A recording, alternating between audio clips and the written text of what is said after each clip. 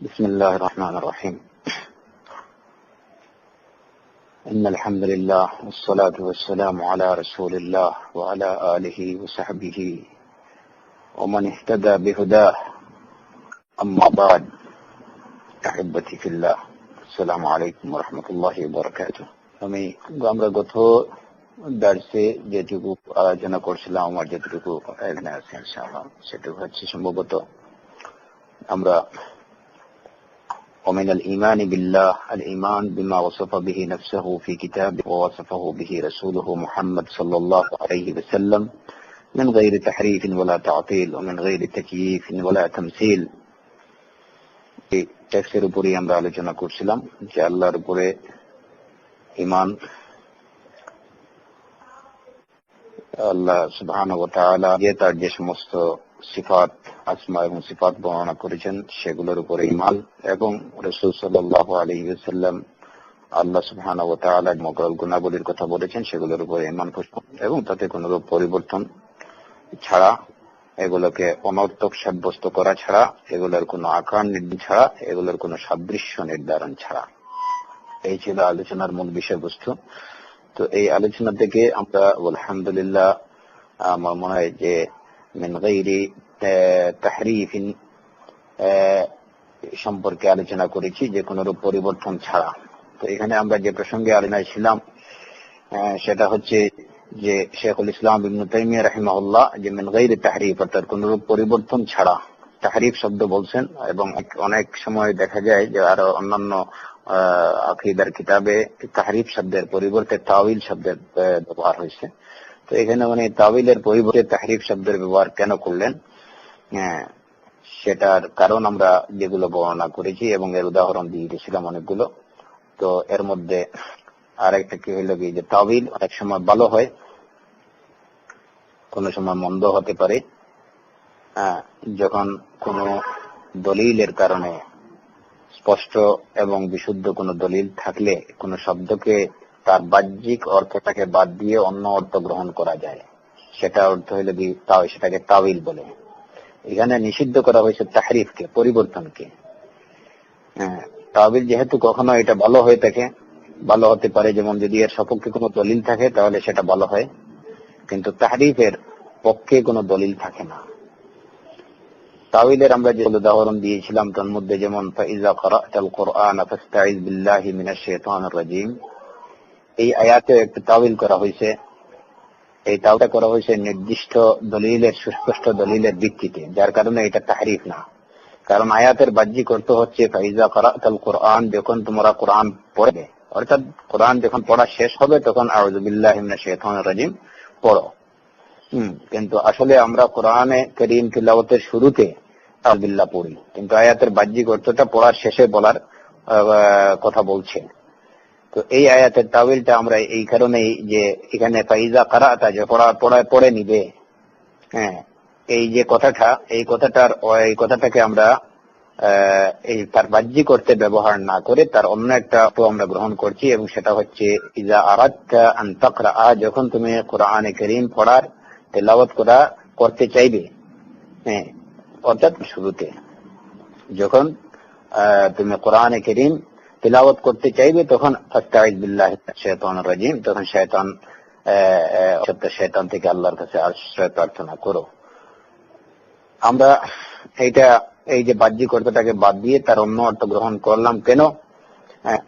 কারণ আমরা সুন্নাহ থেকে এবং রাসূল সাল্লাল্লাহু আলাইহি ওয়াসাল্লামের সুন্নাহ থেকে, রাসূল সাল্লাল্লাহু আলাইহি ওয়াসাল্লামের আমল থেকে আমরা এইটুকু জেনেছি যে রাসূল সাল্লাল্লাহু আলাইহি ওয়াসাল্লাম কোরআনে কারীম তিলাওয়াতের শুরুতে আউযু বিল্লাহি মিনাশ শাইতানির রাজিম বলতেন। তো এই আয়াতটা যদিও তার বাহ্যিক অর্থ যেটা বোঝাচ্ছে সেটাকে আমরা, বা তার প্রকৃত অর্থ যেটা রাসূলের সুন্নাহ দ্বারা প্রতিষ্ঠিত এবং প্রমাণিত, সেটাকে আমরা গ্রহণ করেছি। এই হলো এটা হলো তাওয়িল, এবং এই তাওয়িল এটা সহিহ, এবং এটা প্রশংসনীয়। ঠিক এইভাবে যেমন আমরা দেখি যে আনাস ইবনে মালিক রাদিয়াল্লাহু আনহু থেকে বর্ণিত একটি হাদিস, যে রাসূল সাল্লাল্লাহু আলাইহি ওয়াসাল্লাম আনাস ইবনে মালিক রাদিয়াল্লাহু আনহু থেকে বর্ণিত হাদিস, যে রাসূল সাল্লাল্লাহু আলাইহি ওয়াসাল্লাম যখন টয়লেটে প্রবেশ করতেন তখন তিনি আউযু বিল্লাহি মিনাল খুবুসি ওয়াল খাবাইস এই দোয়া পড়তেন। তো এখানে হাদিসের মধ্যে যে কথাটা এসেছে সেটা হলো ইজা দাখাল আল খালা, যখন টয়লেটে প্রবেশ করতেন। তাহলে তো এতে মনে হয় এর বাহ্যিক অর্থটা থেকে মনে হয় যে রাসূল সাল্লাল্লাহু আলাইহি ওয়াসাল্লাম টয়লেটে ঢুকে দোয়া করেন। কিন্তু আসলে এখানে যেহেতু টয়লেট এটা ওইখানে আল্লাহর জিকিরের জায়গা না, আল্লাহকে স্মরণ করার দোয়া পাঠ করার জায়গা, ওইখানে জায়গা টয়লেট না। তো এই কারণে আমরা তার বাহ্যিক অর্থটাকে বাদ দিয়ে অন্য একটা অর্থ গ্রহণ করছি, এবং সেটা হলো কি যে ইজা দাখাল আল খালা, যখন টয়লেটে প্রবেশ করতেন, এর অর্থ হলো যখন টয়লেটে প্রবেশ করার ইচ্ছা পোষণ করতেন, মানে যখন টয়লেটে করতে যেতেন, মানে টয়লেটে ঢোকার আগেই ওই দোয়াটা পড়ে নিতেন, আউযু বিল্লাহি মিনাল খুবুথি ওয়াল খাবাইস। তো এই যে আমরা তার বাহ্যিক অর্থটাকে বাদ দিয়ে অন্য আরেকটা অর্থ গ্রহণ করলাম, এটা হলো কি এক ধরনের তাবিল। এটা কেন তাহরিফ না, এটা হলো কি তাবিল এই কারণে যে এর পক্ষে সুস্পষ্ট দলিল আছে, আর সে দলিল হলো রাসূল সাল্লাল্লাহু আলাইহি ওয়াসাল্লামের সুন্নাহ বা রাসূল সাল্লাল্লাহু আলাইহি ওয়াসাল্লামের আমল দ্বারা সেটা প্রমাণিত। এর জন্যই শেখুল ইসলাম ইবনে তাইমিয়া রাহিমাহুল্লাহ বলছেন যে আমরা আল্লাহর নামের কোনো তাহরিফ করব না, অর্থাৎ পরিবর্তন করব না, তার বাহ্যিকের বা শব্দের কোন রূপ পরিবর্তন করব না। মানে তাবিল শব্দ এই কারণে ব্যবহার করেননি যে তাবিল মাঝে মধ্যে এটা ভালো হয়, এটা প্রশংসনীয় হয়ে থাকে, মাঝে মধ্যে অনেক সময় এটা অ্যাকসেপ্টেবল হয়, সব সময় এটা রিজেক্টেবল হয় না। কিন্তু তাহরিফটা, পরিবর্তনটা আল্লাহর আসমা এবং সিফাতের পরিবর্তন, শাব্দিক পরিবর্তন, অর্থগত পরিবর্তন, এটা সব সময় প্রহিবিটেড, নিষিদ্ধ। এরপরে যে কথা যে আসমা এবং সিফাতের ক্ষেত্রে যেভাবে আল্লাহ তাআলা এবং রাসূল সাল্লাল্লাহু আলাইহি সাল্লাম কর্তৃক বর্ণিত রয়েছে, আমরা ঠিক সেভাবে এগুলোর উপরে ঈমান রাখবো, তাতে কোনো তাহরিফ করব না। বলা তাতিল, এবং সেগুলোকে আমরা অর্থহীন বা গুণহীন করব না, অনর্থক সাব্যস্ত করব না। তাতিলের অর্থ হলো কোন জিনিসকে খালি করে দেয়া। তাতিলের অর্থ হল কোন জিনিসকে খালি করে দেয়া, এটাকে বাতিল ঘোষণা করা, পরিত্যক্ত ঘোষণা করা, এইটাকে অনর্থক সাব্যস্ত করা, এই হলো কি তাতিলের শাব্দিক অর্থ। এর থেকেই কোরআনে কারীমের সূরাতুল হজ এর 45 নম্বর আয়াত, বি'রিন মুআত্তালাতিন ওয়া কসরিন মাশীদ, বি'রিন মুআত্তালা, এই তাতিল থেকে মুআত্তালা শব্দ, এখানে বি'রিন মুআত্তালা এর অর্থ হচ্ছে পরিত্যক্ত কুয়া। বি'রিন মুআত্তালা পরিত্যক্ত কুয়া, যে কুয়া বাতিল বলে ঘোষিত। তো তাতিল, আল্লাহর আসমাকে তাতিল করা, আল্লাহর আসমা সিফাতকে তাতিল করা যাবে না, সেটাকে বাতিল করা যাবে না, সেটাকে যে গুণ বা যে অর্থটা বুঝাচ্ছে সেই গুণ, সেটাকে সেই গুণ মুক্ত করা যাবে। অর্থাৎ আল্লাহর কোন নাম বা কোন গুণাবলীকে বাতিল সাব্যস্ত করা যাবে না, এটা যে বাসে যে অর্থ বুঝাচ্ছে তার সেই অর্থটাই গ্রহণ করতে হবে। আহলুস সুন্নাহ ওয়াল জামাত তারা আল্লাহ সুবহানাহু ওয়া তাআলার কোন নাম, কোন সিফাতকে তারা বাতিল করেন না বা অনর্থক সাব্যস্ত করেন না, এটাকে অস্বীকার করেন না, বরং এগুলোকে বিশ্বাস করেন, এগুলোকে স্বীকার করেন, যেভাবে এগুলোর বর্ণনা আল্লাহর পক্ষ থেকে এবং রাসূল সাল্লাল্লাহু আলাইহি ওয়াসাল্লামের পক্ষ থেকে, ঠিক সেভাবে এগুলোর উপর ঈমান রাখেন, এগুলোকে স্বীকার করেন। এখন যে তাতিল এবং তাহরিফ, এই দুইটার মধ্যে পার্থক্য কি? তাহরিফ এবং তাতিল, এই দুইটার মধ্যে পার্থক্য হলো যে তাহরিফ হচ্ছে যে শব্দের তার বাহ্যিক অর্থটাকে বাদ দিয়ে, বাহ্যিক যে সঠিক অর্থ, সেই সঠিক অর্থকে বাদ দিয়ে একটা ভুল অর্থ গ্রহণ করা, এটা হলো কি তাহরিফ। শব্দের অর্থের পরিবর্তন কিংবা শব্দের শাব্দিক পরিবর্তনের মাধ্যমে তার বাহ্যিক প্রকৃত সঠিক অর্থটাকে বাদ দিয়ে ভুল অর্থ গ্রহণ করা, সেটাই হচ্ছে তাহরিফ। আর তাতিল হলো যে শব্দের অর্থটাকে কি করে দেয়া, বিলুপ্ত করে দেয়া, ওই অর্থটাকেই বাদ দিয়ে দেয়া, এর মানে কোনো বিকল্প কিছু গ্রহণ না করা। তাহরিফ এবং তাতিলের মধ্যে পার্থক্য এটুকু যে তাহরিফ হচ্ছে যে শব্দের তার বাহ্যিক অর্থটাকে বাদ দিয়ে, বাহ্যিক সঠিক অর্থটাকে বাদ দিয়ে একটা ভুল অর্থ গ্রহণ করা। আর তাতিল হচ্ছে যে ভুল শুদ্ধ কোনটাই না, সব অর্থ বাদ দিয়ে দেয়া, ওই শব্দের অর্থটাকে বাতিল সাব্যস্ত করে, বাতিল করে দেয়া, এটাই হচ্ছে তাতিল। তো যেমন আল্লাহ সুবহানাহু ওয়া তাআলার সিফাত সম্পর্কে বলা হয়েছে বাল ইয়াদাহু মাবসুতাতানি, যে আল্লাহর দুই হস্ত প্রসারিত।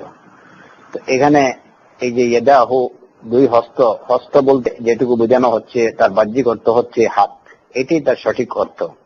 কিন্তু যারা তাহরিফ করে সেটা তারা ওই ইয়াদের যে বাহ্যিক অর্থ হাত, ওই হাত অর্থটাকে গ্রহণ না করে তারা একটা ভুল অর্থ, অর্থাৎ সেটাকে আল্লাহর শক্তি বা এই ধরনের একটা অর্থ গ্রহণ করে। তো এই সঠিক অর্থকে বাদ দিয়ে ভুল অর্থ গ্রহণের নাম হলো তাহরিফ। আর মুআত্তিলা সম্প্রদায় যারা আল্লাহর সিফাত গুণাবলীকে যারা বাতিল করে দেয়, তারা বলে যে এখানে হাত বলতে কিছু নেই। এরা ওই শক্তিও এটা দিয়ে কি বলে না যে এখানে ইয়াদের অর্থ শক্তি, হাতের অর্থ হলো শক্তি, এটাও বলে না। আবার হাতের অর্থ হাত, সেটাও বলে না। তারা ওই অর্থটাকে, ওই শব্দটাকে তারা কি করে অর্থহীন করে দেয়। একজন আহলে জামাআহ যারা, তাদের আকীদা হচ্ছে আল্লাহর আসমা এবং সিফাতের ক্ষেত্রে যে তারা তাহরিফও করেন না, তা'তিলও করেন না, বরঞ্চ এগুলা যে বর্ণনা এসেছে আল্লাহর পক্ষ থেকে, রাসূলের পক্ষ থেকে, সেভাবেই সেটাকে গ্রহণ করেন।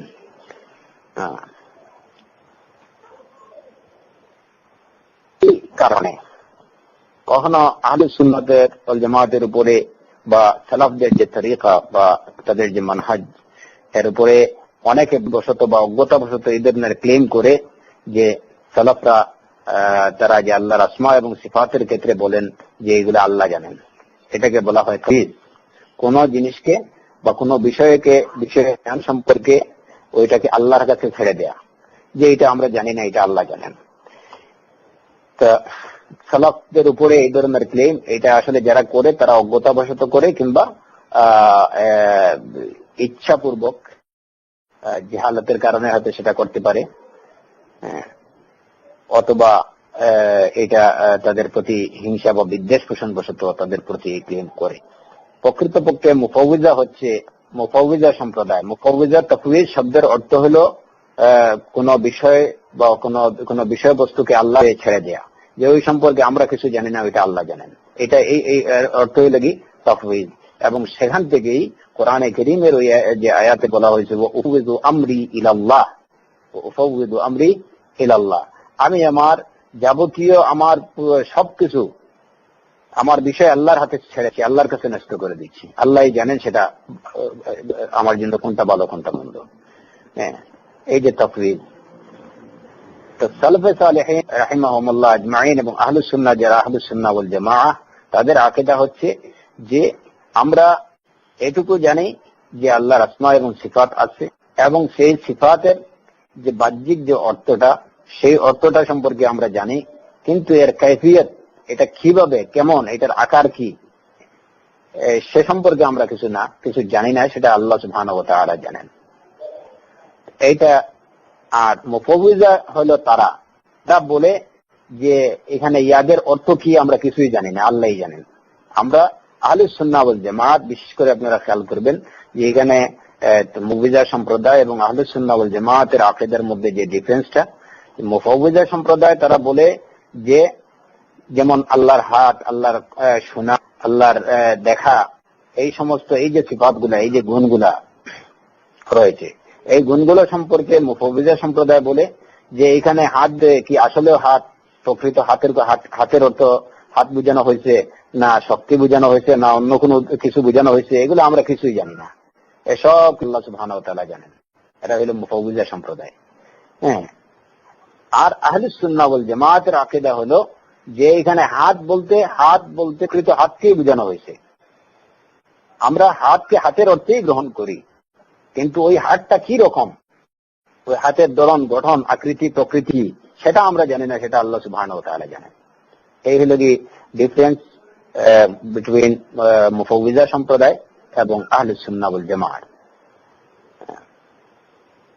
তো এই কথা বলার কারণে যে আমরা যে আল্লাহর সিফাতের প্রকৃতি, আকার, গঠন, এগুলা সম্পর্কে আল্লাহ সুবহানাহু ওয়া তাআলা জানেন, এই কথাটুকু আহলুস সুন্নাহ ওয়াল জামাতের বলার কারণে অনেকে ভুল বশত কিংবা বিদ্বেষ বশত, অজ্ঞতা বশত আহলুস সুন্নাহর উপরে ক্লেম করে যে আহলুস সুন্নাহ হলেন বা সালাফরা হলেন মুফাউযিজা, যে এরা বিষয়কে আল্লাহর হাতে ছেড়ে দেন। কিন্তু এটা তাদেরই ভুল এবং তাদেরই অজ্ঞতা এটা।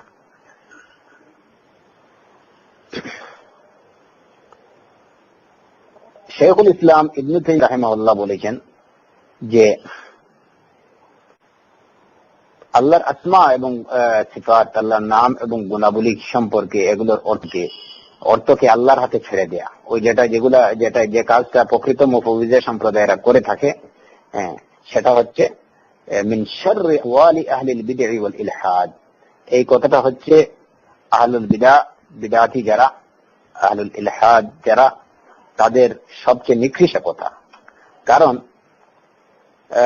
তাদের নীতি হচ্ছে এই যে তাফউইজ বা এই যে মুফাউযিজা সম্প্রদায়ের নীতি হচ্ছে, তারা কিছু শুনবে তখন বলবে হ্যাঁ ভালো, এইটাও ভালো ওইটাও ভালো, সবই ভালো, কিন্তু প্রকৃত কোনটা ভালো সেটা আল্লাহই জানেন।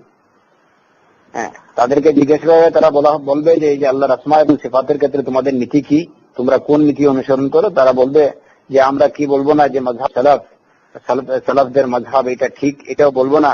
আর আমরা বলবো না এটুকু যারা তাবিল করে বা তাহরিফ করে যারা, তাদের কথাটা যে তারা যেমন হাতের পরিবর্তে যারা হাতের অর্থ শক্তি বলে মনে করে, এই যে তাবিল বা তাহরিফ যারা করে, আমরা তাদেরকেও সঠিক বলবো না। তো দুটাকেই সঠিক বলবো, অথবা আমরা এই সম্পর্কে কিছু বলবো না, আমরা বলবো আল্লাহু আ'লাম, আল্লাহই জানেন, এর অর্থ কি আমরা জানি না। শেখুল ইসলাম ইবনে তাইমিয়া রাহিমাহুল্লাহ বলছেন যে এ ধরনের কথা হলো অত্যন্ত নিকৃষ্ট কথা, বেদাতীদের অত্যন্ত নিকৃষ্ট একটা কথা। আল্লাহর আসমা এবং সিফাত সম্পর্কে বাহ্যিক যে অর্থটা, শব্দ তার বাহ্যিক যে অর্থ বোঝায় সেটাকেই গ্রহণ করতে হবে, এবং সে কিভাবে তার আকার গঠন প্রকৃতির বিষয়টা আল্লাহর হাতে ন্যস্ত করতে হবে, যে ওইটা আল্লাহ জানেন। কিন্তু যে আমি এর অর্থ জানি না, কিংবা যারা আহলুস সুন্নাহ যারা, তারা যেটা সেটা হক হতে পারে, বা যারা মুআত্তিলা যারা বা মুহাররিফিন যারা শব্দের অর্থকে, বাহ্যিক সঠিক অর্থকে বাদ দিয়ে অন্য অর্থ গ্রহণ, তাদের কথাও সঠিক হতে পারে, আহলুস সুন্নাতের কথাও সঠিক হতে পারে, সালাফদের কথা সঠিক হতে পারে। এই ধরনের কথা যারা বলে, তাদের এই যে এই অত্যন্ত নিকৃষ্ট একটা নীতি। কেন তাদের এই ধরনের কথাবার্তা, অতিকৃষ্ট কথাবার্তা এবং অত্যন্ত নিকৃষ্ট একটা নীতি? এর কারণ হলো কি, যে এর দ্বারা তারা কি করে কোরআনে কারীমকে অস্বীকার করে। এই নীতি অবলম্বনের কারণে কোরআনকে অস্বীকার করা হয়। কারণ আল্লাহ সুবহানাহু ওয়া তাআলা কোরআনে কারীমে বলছেন, ওয়ানাজ্জালনা আলাইকাল কিতাবা তিবয়ানান লিকুল্লি শাই, আমি আপনার প্রতি কোরআন কিতাব নাযিল করেছি তিবয়ানান লিকুল্লি শাই, সেটা প্রত্যেকটি বস্তুর সুস্পষ্ট বর্ণনা দেওয়ার জন্য, প্রত্যেকটি বিষয়ে সুস্পষ্ট বর্ণনা দেওয়ার জন্য আপনার প্রতি কোরআন নাযিল করেছি। তাহলে এর দ্বারা বোঝা যায় যে কোরআনে কারীমে যা কিছু আছে সবকিছুর প্রত্যেকটা শব্দের অর্থ এটা কি পরিষ্কার।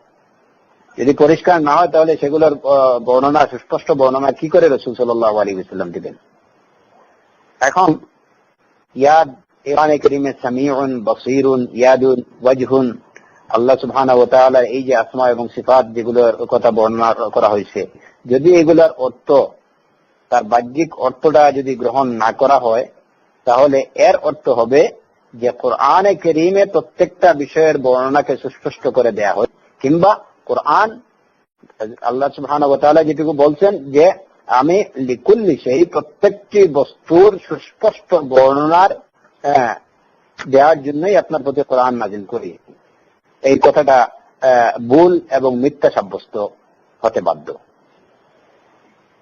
কারণ যে কোরআন কারীম সম্পর্কে আল্লাহ বলতেছেন যে আমি কোরআন অবতীর্ণ করেছি আপনার প্রতি, যাতে আপনি প্রত্যেকটা জিনিসের সুস্পষ্ট বর্ণনা দেন, এর দ্বারা, এই কোরআনের দ্বারা। এখন কোরআনের যদি অর্থ না বুঝে হয়, ওই কোরআনে কারীমে তো হাতের কথা বলা হয়েছে, আল্লাহর হাতের কথা বলা হয়েছে, আল্লাহর চেহারার কথা বলা হয়েছে, আল্লাহর শ্রবণের কথা বলা হয়েছে, আল্লাহর দেখার কথা বলা হয়েছে। এর অর্থ যদি এটা যদি পরিষ্কার না হয়, তাহলে তো আল্লাহর এই কথাটা সঠিক হয় না। যার কারণে যারা এটুকু বলে যে আমরা ওই বাহ্যিক অর্থটাকে গ্রহণ করব না, আবার যারা বাহ্যিক অর্থটাকে গ্রহণ করেন তাদেরকেও আমরা ভুল বলবো না, কিংবা যারা বাহ্যিক অর্থটাকে বাদ দিয়ে অন্য আরেকটা গ্রহণ করে তাদেরকেও আমরা ভুল বলবো না। নিরপেক্ষতাবাদী যারা, যারা নিরপেক্ষ অবস্থানে থাকতে চায়, এরা আসলে মুবতাদিঈন, এবং আসমা ও সিফাতের ক্ষেত্রে যে আকীদা থাকা উচিত সেই আকীদা থেকে তারা পথভ্রষ্ট, সঠিক আকীদা থেকে এরা পথভ্রষ্ট। কারণ ইসলামে যে নিরপেক্ষতার কোন স্থান নেই, একটা পক্ষ অবলম্বন করতে হবে, হয় কোনো বিষয় এটা হক অথবা বাতিল, এর মধ্যে আর কোনো অবস্থান নেই, হয় সত্যপন্থী নতুবা বাতিলপন্থী। কোন একটা বিষয় এটা সঠিক হবে কিংবা ভুল হবে, কিন্তু ওই যে মধ্যখানে যেটা অবস্থান করা, যেটা সেই মধ্যখানে অবস্থান করা, কেরও পক্ষ অবলম্বন না করা কিংবা বাতিলেরও পক্ষ অবলম্বন না করা, এই অবস্থান, বিশেষ করে আকীদার ক্ষেত্রে এই ধরনের অবস্থান, এটা শরীয়তে ইসলামিয়া গ্রহণযোগ্য। আকীদার ক্ষেত্রে স্পষ্ট ধারণা থাকতে হবে, স্পষ্ট স্বীকারোক্তি থাকতে হবে, স্পষ্ট বিশ্বাস থাকতে হবে যে কোনটা হক কোনটা বাতিল। তো এরা নিজেকে নিরাপদ রাখার জন্য, যে আমরা হয়তো যদি বলি যে আহলে সুন্নাহ যে আকীদা পোষণ করছেন ওইটা সঠিক, আর যদি ওইটা প্রকৃত অর্থে সঠিক যদি না হয় তাহলে তো আমরা জবাবদিহি হয়ে যাব, আমাদের ভুল হয়ে যাবে। কিংবা যারা তাবিল করে আরিফিন যারা, এদের কথাও সঠিক হতে পারে, এখন আমরা কিংবা ভুল হতে পারে। সুতরাং আমরা যদি কোনো পক্ষকে সাপোর্ট করি বা কিংবা কোনো পক্ষ অবলম্বন করি তাহলে তাতে আমাদের ভুল হয়। সুতরাং আমাদের নীরব থাকা, নিশ্চুপ থাকা এবং বিষয়টাকে আল্লাহর হাতে ছেড়ে দেয়া, এটাই আমাদের জন্য সবচেয়ে ভালো। এটা তাদের ধারণা আসলে, কিন্তু আসলে এই কেদার দ্বারা এই নিরপেক্ষতা অবলম্বনের কারণে তারা আসলে নিরাপদ হতে পারেনি, বরঞ্চ তাদের উপরে আপদ পতিত হয়েছে বেশি। এই নিরপেক্ষ অবস্থান গ্রহণ করতে গিয়ে তারা কোরআনে কারীমকে অস্বীকার করছে। নিরপেক্ষ অবস্থান গ্রহণ করতে গিয়ে তারা কোরআনে কারীমকে অস্বীকার করতেছে।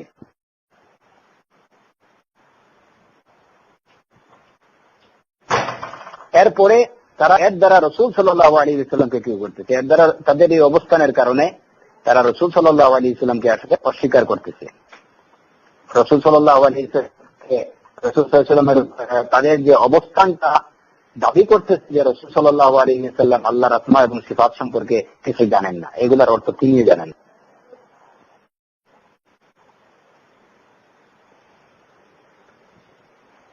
রাসূল সাল্লাল্লাহু আলাইহি ওয়াসাল্লাম বলতেছেন রাব্বুনাল্লাহুল্লাযী ফিস-সামা, আমাদের রব হচ্ছেন তিনি যিনি আকাশে, আমাদের রব আকাশে। কিন্তু এই যে এই কথার অর্থ যদি তিনি জানেন, আল্লাহু ফিস-সামা, আল্লাহ আকাশে, এই কথাটার অর্থ যদি উনি না জানেন তাহলে তো রাসূল সাল্লাল্লাহু আলাইহি ওয়াসাল্লামকে বলতে হবে যে উনি এই বিষয় সম্পর্কে জাহিল। রাসূল সাল্লাল্লাহু আলাইহি ওয়াসাল্লাম বলছেন ইয়ানজিলু রাব্বুনা ইলাস সামাঈদ দুনিয়া, যে আমাদের রব দুনিয়ার আকাশে অবতরণ করেন।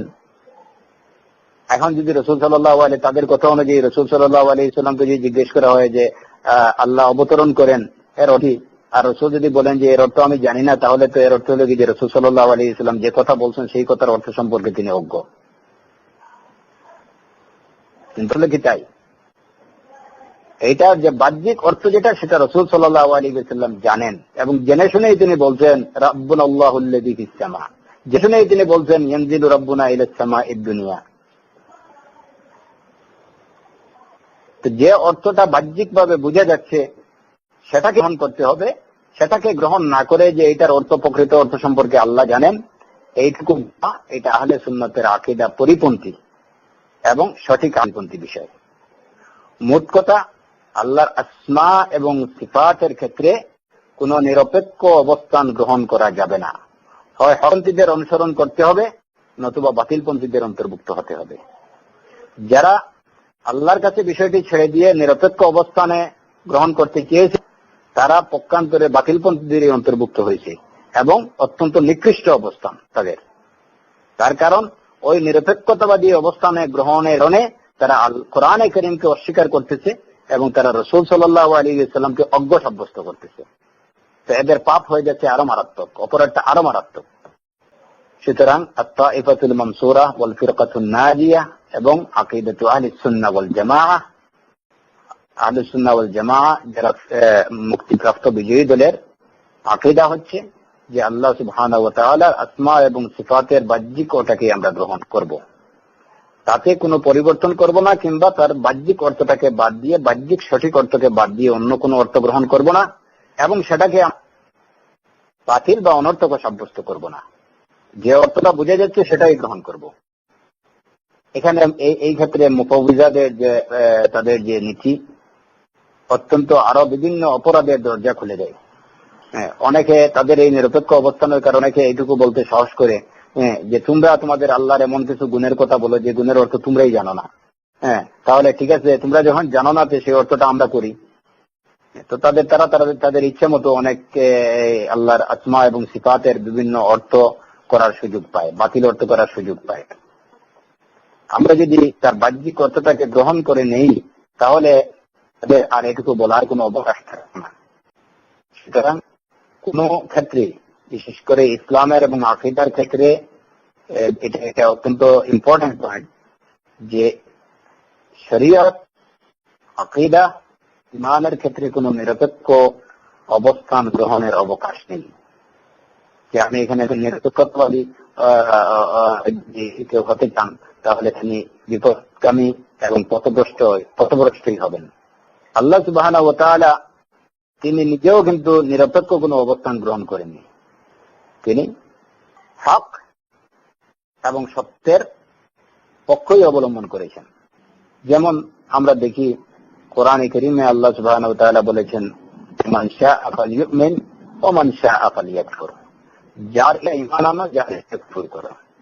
এই যে স্বাধীনতা আল্লাহ সুবহানাহু ওয়া তাআলা দিয়েছেন, এর অর্থ কি? ঈমান দুইটাই কি আল্লাহর নিকট সমান? দুইটাকেই আল্লাহ ভালো মনে করেন?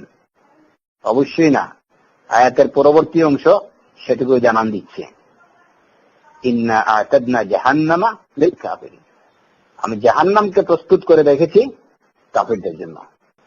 প্রথমে বলা হয়েছে যে যার ইচ্ছা, মানুষকে তার স্বাধীনতার কথা জানিয়ে দিয়েছেন যে তোমাদের ইচ্ছা, যার ইচ্ছা সে ঈমান আনুক, যার ইচ্ছা সে কুফর গ্রহণ করুক, কিন্তু আমি জাহান্নামকে তৈরি করে রেখেছি কাফেরদের জন্য। সুতরাং আল্লাহর অবস্থান সুস্পষ্ট। কারণ তিনি যদি ঈমানেও যেভাবে সুস্থ থাকতেন, কুফুরেও যদি সন্তুষ্ট থাকতেন, তাহলে আর ওদের জন্য যারা কুফুর গ্রহণ করত, ঈমান পরিত্যাগ করত যারা, তাদের জন্য জাহান্নাম তৈরি করে রাখতেন না, তাদের জন্য জান্নাত থাকতো। তাই সর্বক্ষেত্রে আসলে যে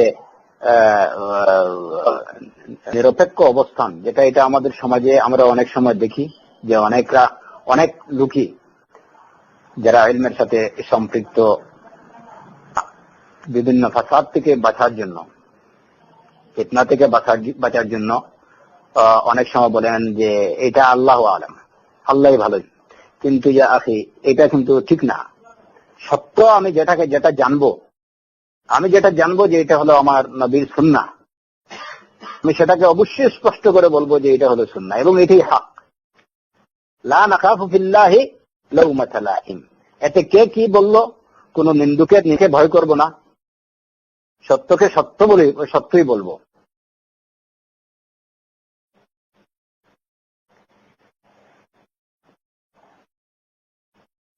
না, এর জন্য এক্ষেত্রে সালাফে সালেহিন রাহিমাহুমুল্লাহ অর্থাৎ আহলুস সুন্নাহ জামাআহ আল্লাহর আসমা এবং সিফাতের ক্ষেত্রে যে আকীদা বিশ্বাস পোষণ করেন, সেটাই হচ্ছে সবচেয়ে নিরাপদ এবং সেটাই হচ্ছে সঠিক আকীদা। তৃতীয় বিষয় হলো যে আল্লাহর এই গেল দুইটা এবং তা'তিল, আল্লাহর আসমা এবং সিফাতের কোনো তাহরিফ করব না, তা'তিল করব না। তৃতীয় বিষয় বলা হচ্ছে ওমিন গায়রি তাকয়িফ, আল্লাহর কোনো আকার, তাকয়িফ হইল কি আকৃতি সাব্যস্ত করা, কোন কিছুর কোনো আকৃতি সাব্যস্ত করা।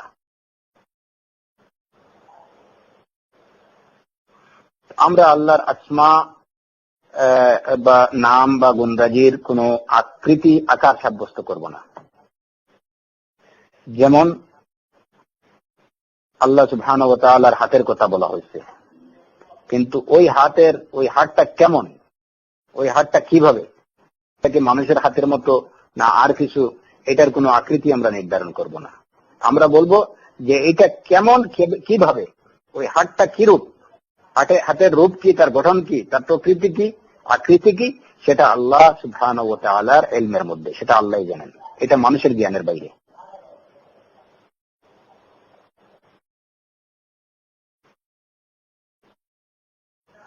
তো আহলে সুন্নাহ ওয়াল জামাত আল্লাহর আসমা এবং সিফাতের আকীদা হলো যে তারা আল্লাহর সিফাত, আল্লাহর গুণাবলীর কোন আকৃতি নির্ধারণ করেন না, কোন আকৃতি নির্ধারণ করেন না। এটার কোন কাইফিয়ত যে এটা কেমন, এটার কোন আকার নির্ধারণ করেন না। কেন নির্ধারণ করেন না? এর পিছনে কোরআন এবং সুন্নাহ ভিত্তিক দলিল এবং বুদ্ধি যুক্তিভিত্তিক দলিল রয়েছে।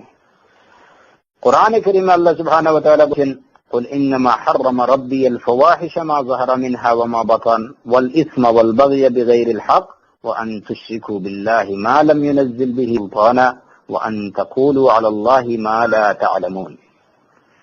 এই আয়াতে এখানে আমাদের আলোচ্য মূল বিষয় হচ্ছে ওয়ান তাকুলু আলাল্লাহি মা লা তা'লামুন, তোমরা আল্লাহ সম্পর্কে এমন কিছু বলো না যা সম্পর্কে তোমরা জানো না, সেটা তোমাদের জন্য নিষিদ্ধ এবং হারাম ঘোষণা করা হয়েছে। এখন আল্লাহ সুবহানাহু ওয়া তাআলা বলছেন যে তোমাদের জন্য এটা নিষিদ্ধ, হারাম করে দিয়ে আমি এটা কি করছি, তোমাদের প্রতিপালক তোমাদের জন্য এটা নিষিদ্ধ করে দিচ্ছেন যে তোমরা আল্লাহর সম্পর্কে এমন কিছু বলবে যেটা তোমরা জানো না। এখন যদি কেউ বলে আল্লাহ সুবহানাহু ওয়া তাআলা আরশের উপরে এইভাবে তিনি বসে আছেন, তখন আমরা ওই লোকটাকে কি বলবো? যে ওই লোকটা এই যে বিবরণ দিল যে আল্লাহ সুবহানাহু ওয়া তাআলা আরশের উপরে অধিষ্ঠিত, এইভাবে অধিষ্ঠিত, সে ওইটার একটা কাইফিয়ত, তার একটা আকৃতি, আকারের বিবরণ দিল যে আল্লাহ এইভাবে আরশের উপরে অধিষ্ঠিত। এখন সে কি এটা কোন ইলমের দ্বারা কিভাবে, তাকে কি আল্লাহ জানিয়ে দিয়েছেন যে তিনি এইভাবে বসে আছেন? অবশ্যই না। সুতরাং বলতে হবে যে এই কথাটা যে বলল সে আল্লাহ সম্পর্কে এমন কিছু বলেছে যে সম্পর্কে তার কোনো জ্ঞান নেই। সুতরাং এবং এই ধরনের কাজ আল্লাহ সুবহানাহু ওয়া তাআলা, এই ধরনের কথা বলা সুবহানাহু ওয়া তাআলা হারাম করে দিয়েছেন। কেননা আল্লাহ সুবহানাহু ওয়া তাআলা তো আমাদেরকে এইটুকু জানাননি যে তিনি আরশের উপরে কিভাবে অধিষ্ঠিত। রাসূল সাল্লাল্লাহু আলাইহি ওয়াসাল্লাম এর কোনো বর্ণনা দেননি, কোনো বিবরণ দেননি। সুতরাং আমরা কোথা থেকে দিব? আমাদের কাজ হলো কিভাবে তিনি অধিষ্ঠিত, তার হাত কেমন, তার চেহারা কেমন, তিনি কিভাবে দেখেন, কিভাবে শুনেন, এই সমস্ত বিষয়, ওই কিভাবে প্রশ্ন, যে সকল প্রশ্ন, ওইগুলার আকৃতি কেমন, গঠন কেমন, এই ধরনের যে প্রশ্নগুলা, ওই প্রশ্নগুলার বিষয়ে আমরা আল্লাহর হাতে চাই, যে এইগুলার জ্ঞান একমাত্র আল্লাহর কাছে। এই সম্পর্কে আল্লাহ সুবহানাহু ওয়া তাআলা আমাদেরকে এইদিন তার নবী সাল্লাল্লাহু আলাইহি ওয়াসাল্লামকে অবহিত করেননি। সুতরাং আমরা এই সম্পর্কে কিছু বলবো না। তো কোরআনে কারীম আমরা যে সঙ্গে আল্লাহ সম্পর্কে যেটুকু আমরা জানি না সে সম্পর্কে কিছু বলা নিষিদ্ধ ঘোষণা করেছে। কোরআনে কারীমের সূরাতুল ইসরাতে আল্লাহ সুবহানাহু ওয়া তাআলা, সূরাতুল ইসরার এক আয়াতে আল্লাহ সুবহানাহু ওয়া তাআলা বলতেছেন, ওয়ালা তাকফু মা লাইসা লাকা বিহি ইলম ইন্নাস সামআ ওয়াল বাসারা ওয়াল ফুআদ কুল্লু উলাইকা কানা আনহু মাসউলা। যে জিনিসের জ্ঞান তোমার নেই তার পিছনে পড়ো না, ওইটার পিছনে ছোটার দরকার নেই। যে বিষয় জ্ঞান নেই সেটাকে রেখে দাও, ওইটা নিয়ে কথা বলো না। লা তাকফু মা লাইসা লাকা বিহি ইলম।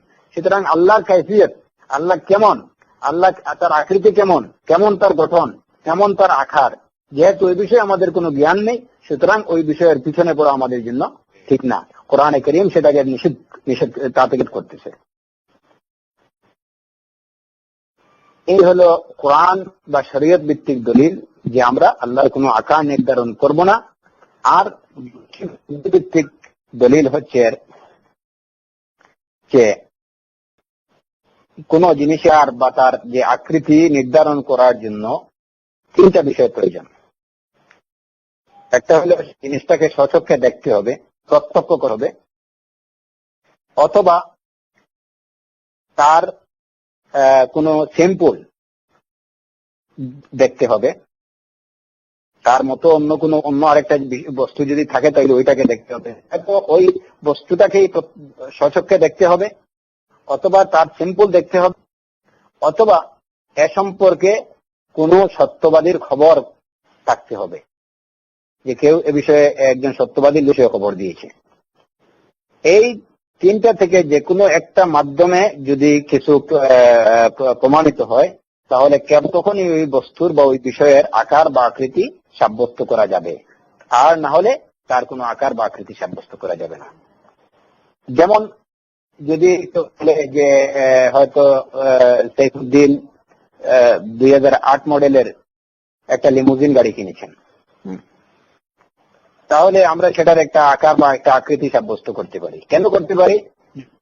লিমুজিন 2008 মডেলের গাড়ি আরো একটাই না, শুধু ওইটা এক পিসি ওইটা বাংলাদেশে আনা হয়নি সাইফুদ্দিনের জন্য। ওইটা হয়তো যদি বাংলাদেশে না হয়, ইন্ডিয়াতে ওইটার আরো কয়েকটা সিম্পল আছে, আরো কিছু আছে।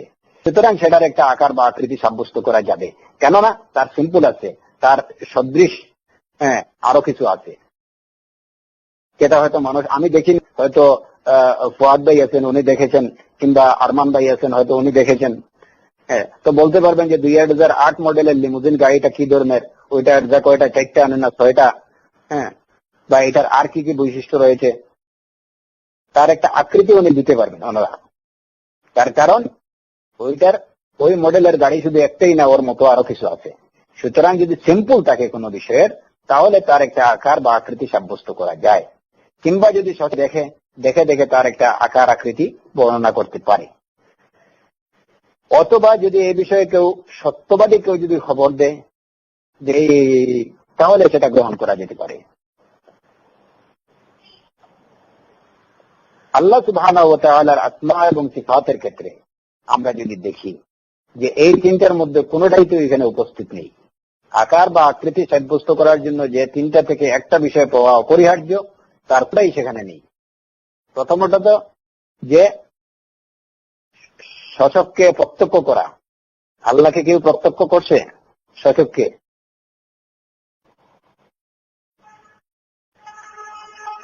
সুতরাং আল্লাহর হাত কি কেউ দেখছে সচক্ষে যে তার আকৃতি নির্ধারণ করবে? আল্লাহর আরশ কি কেউ দেখছে যে তার একটা আকৃতি নির্ধারণ করবে? সুতরাং এটা অসম্ভব। আল্লাহর হাত কোন সিম্পল কি আছে নাকি এই দুনিয়াতে, যে ওই হাতের মতোই ওই হাতটা? সুতরাং যেহেতু এর নজির বা এর মতো কোনো বস্তু নেই, সুতরাং তার কোনো আকার বা আকৃতি সাব্যস্ত করা অসম্ভব। এ বিষয়ে সত্যবাদী, সবচেয়ে সত্যবাদী রাসূল সাল্লাল্লাহু আলাইহি ওয়াসাল্লাম। রাসূল সাল্লাল্লাহু আলাইহি ওয়াসাল্লাম দিয়ে আল্লাহর হাত, আল্লাহর আসমা সিফাতের কোনো আকারের বিবরণ দিয়েছেন? দেননি। সুতরাং তিনটার কারণের মধ্যে কোনো কারণে আমরা পাই না যে কারণে কার বা নির্ধারণ করতে পারি। যার দরুন এক্ষেত্রে আমাদেরকে শুধু এইটুকু বলতে হবে, সামি'না ওয়া আতা'না, আমরা শুনলাম যে আল্লাহর সিফাত, আর আমরা সেটাকে মেনে নিলাম। আমান্না ওয়া সাদ্দাকনা, আমরা সেগুলোর উপরে বিশ্বাস করলাম, ঈমান আনলাম, এবং সেগুলো সত্য বলে সেগুলোকে মেনে নিলাম। এর বেশি কিছু বলা যাবে না। এই সম্পর্কে আসমা এবং সিফাতের ক্ষেত্রে আহলুস সুন্নাহ ওয়াল জামাতের আকীদা, আল্লাহ সুবহানাহু ওয়া তাআলার আসমা এবং সিফাতের ক্ষেত্রে আহলুস সুন্নাহ ওয়াল জামাতের আকীদা কেমন হবে, সে সম্পর্কে ইমাম মালিক রাহিমাহুল্লাহ এবং তিনির উস্তাদ রাবিয়া যে কথাগুলো বলেছেন, সেগুলোকে আমরা আকীদার যেটা মূলনীতি হিসাবে গ্রহণ করতে পারি। ইমাম মালিক রাহিমাহুল্লাহ, এবং ওই ধরনের প্রশ্নই ওনার উস্তাদকেও করা হয়েছিল। তো এরপরে সবচেয়ে সুন্দর উত্তর যেটুকু ইমাম মালিক রাহিমাহুল্লাহ দিয়েছেন, যেটাকে প্রশ্ন করা হয়েছিল, আর রহমানু আলাল আরশি ইস্তাওয়া, আল্লাহ আরশে অধিষ্ঠিত, আরশের উপরে অধিষ্ঠিত, উপরে অধিষ্ঠিত। তাকে প্রশ্ন করা হয়েছিল কাইফা ইস্তাওয়া, কিভাবে অধিষ্ঠিত? ইমাম মালিক রাহিমাহুল্লাহ তার অনেকক্ষণ তার মাথা নিচু করে রাখলেন, তার মধ্যে খুব পেরেশানি মনে হলো যে উনি খুব পেরেশান হয়ে যাচ্ছেন। এরপরে উনি মাথা উঠালেন এবং এই উত্তর দিলেন যে আল ইস্তিওয়া মালুম ওয়াল কাইফু হুল ওয়াল ঈমান বিহি ওয়াজিব ওয়াস সুআলু আনহু বিদআহ, যে আল্লাহ আরশের উপর অধিষ্ঠিত, একথা আমরা জানি, এটা জানা কথা। কিন্তু কিভাবে অধিষ্ঠিত সে বিষয়টি আমাদের অজ্ঞাত, আমরা জানি না। ওয়াল ঈমানু বিহি ওয়াজিব, আল্লাহ যে আরশের উপরে অধিষ্ঠিত এ কথার উপরে বিশ্বাস রাখা ওয়াজিব, ঈমান পোষণ করা ওয়াজিব। এবং ওয়াসসুআলু আনহু বিদআহ, এবং আল্লাহ কিভাবে অধিষ্ঠিত এ ধরনের প্রশ্ন করা হলো বিদআত। এই কথাটা আমাদের প্রত্যেকের মুখস্থ করা দরকার যে আল ইস্তিওয়া মালুম ওয়াল কাইফ মাজহুল ওয়াল ঈমানু বিহি ওয়াজিব ওয়াসসুআলু আনহু বিদআহ। এই নীতিটা শুধু ইসলামের ক্ষেত্রে না, আরশে অধিষ্ঠিত হওয়ার বিষয় না, বরং প্রত্যেকটি ক্ষেত্রে যদি আপনাকে কেউ জিজ্ঞেস করে যে আল্লাহর হাত কেমন, তাহলে আমরা বলবো আল ইয়াদ মালুম ওয়াল কাইফ ওয়াল ঈমানু বিহি ওয়াজিব ওয়াসসুআলু আনহু বিদআহ। আল্লাহর হাত আছে, আল্লাহর দুটো হাত আছে, সে সম্পর্কে আমরা জানি, কিন্তু এই হাতের আকার আকৃতি কেমন তা আমাদের জানা না, আমাদের অজানা বিষয়, অজ্ঞাত বিষয়। আল্লাহর হাত আছে এ কথাটাকে বিশ্বাস করা ওয়াজিব, এবং কেমন সে সম্পর্কে প্রশ্ন করা বিদআত।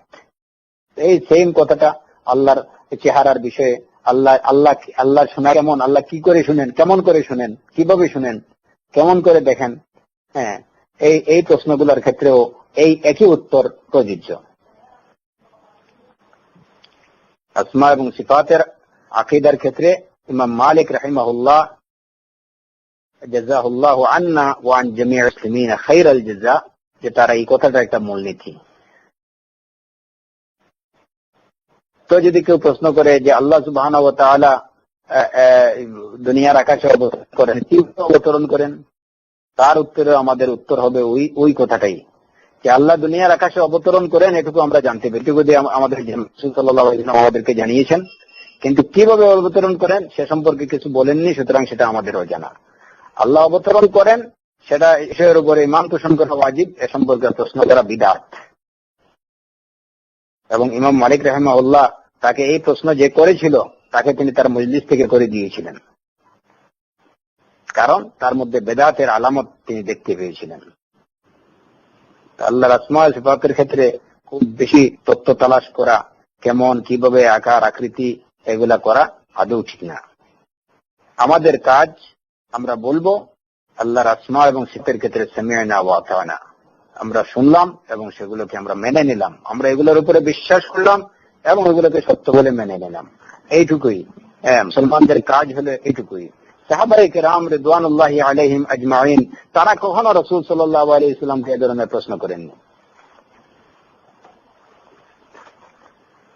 তো ইসলাম হলো এই জিনিস যে কোন বিষয়ের হিকমত কি, আল্লাহ প্রবর্তিত কোরআন সুন্নাহ প্রবর্তিত কোন বিষয়ের পিছনে কি হিকমত, এর পিছনে কি প্রজ্ঞা বা এর উদ্দেশ্যটা কি, উদ্দেশ্য সম্পর্কে আমি জানি বা কিংবা নাই জানি। আমাদের কাজ হলো কি ইসলাম, সাবমিশন, এবং এটা শুধু সাবমিশন না, টোটাল সাবমিশন, ইসতিসলাম।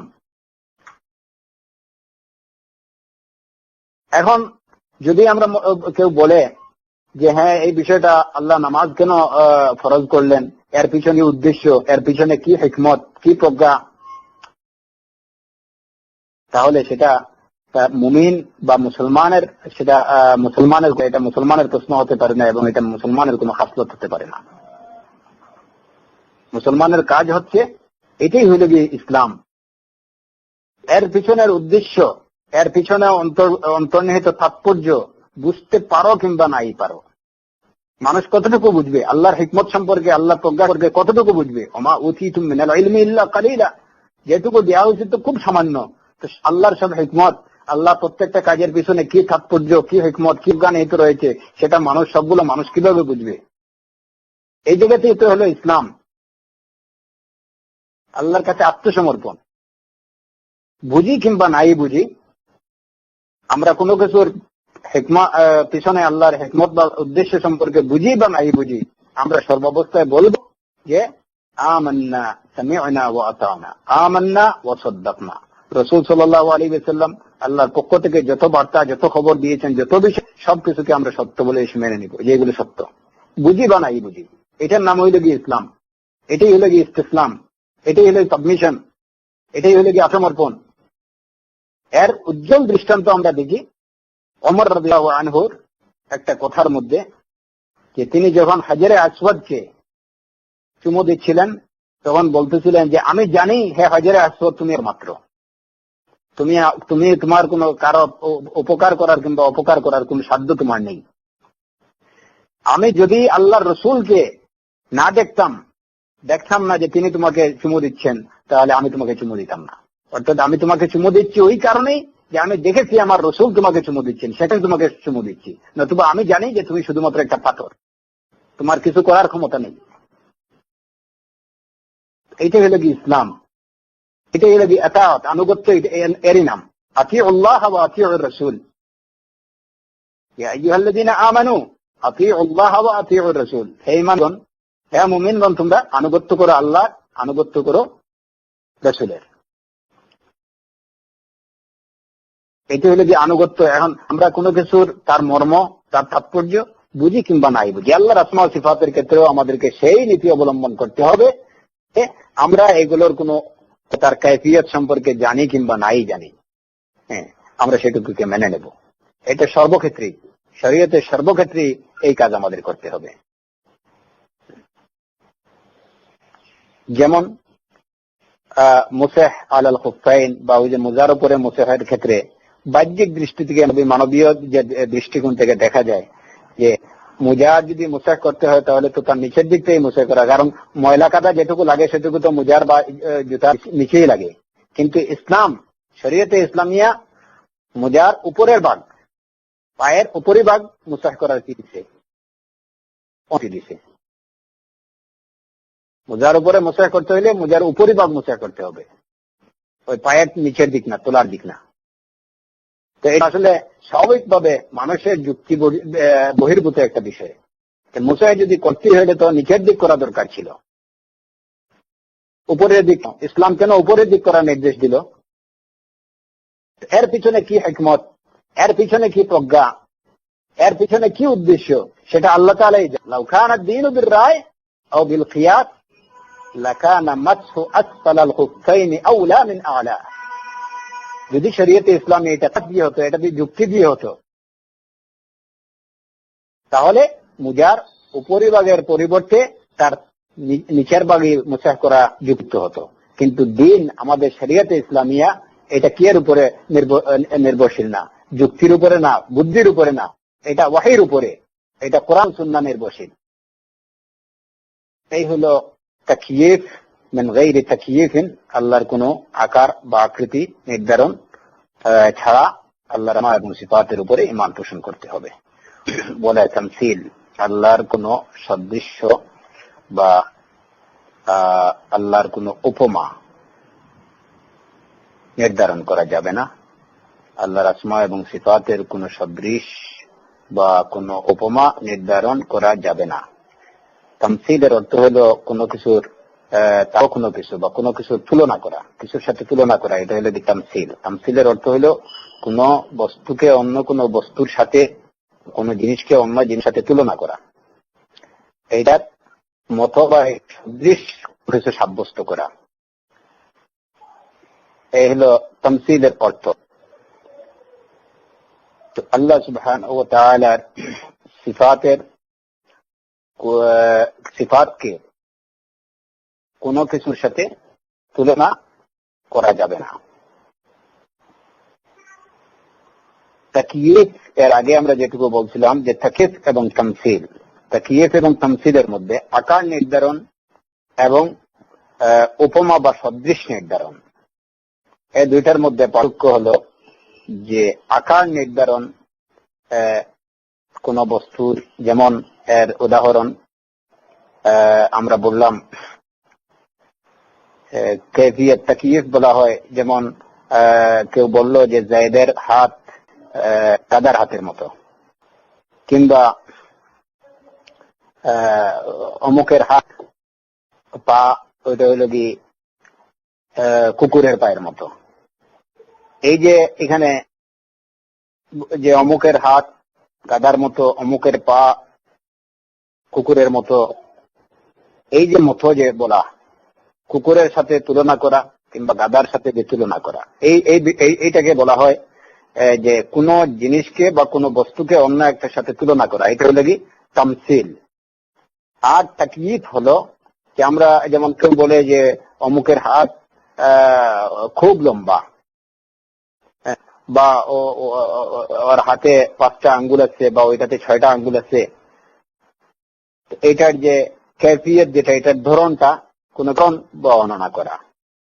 তো আল্লাহর সিফাতের কোন ধরন নেই, কোন ধরন বর্ণনা আমরা করব না। ধরন আছে কিন্তু আমরা সেটা কেমন সেটা আমরা জানি না। আর সে কারণেই আমরা এটার কোন আকৃতি বা এটার কোন তুলনা আমরা করব না, কোন বস্তুর সাথে সেটার কোন তুলনা করা যাবে না। এটা হলো কি তামসিল।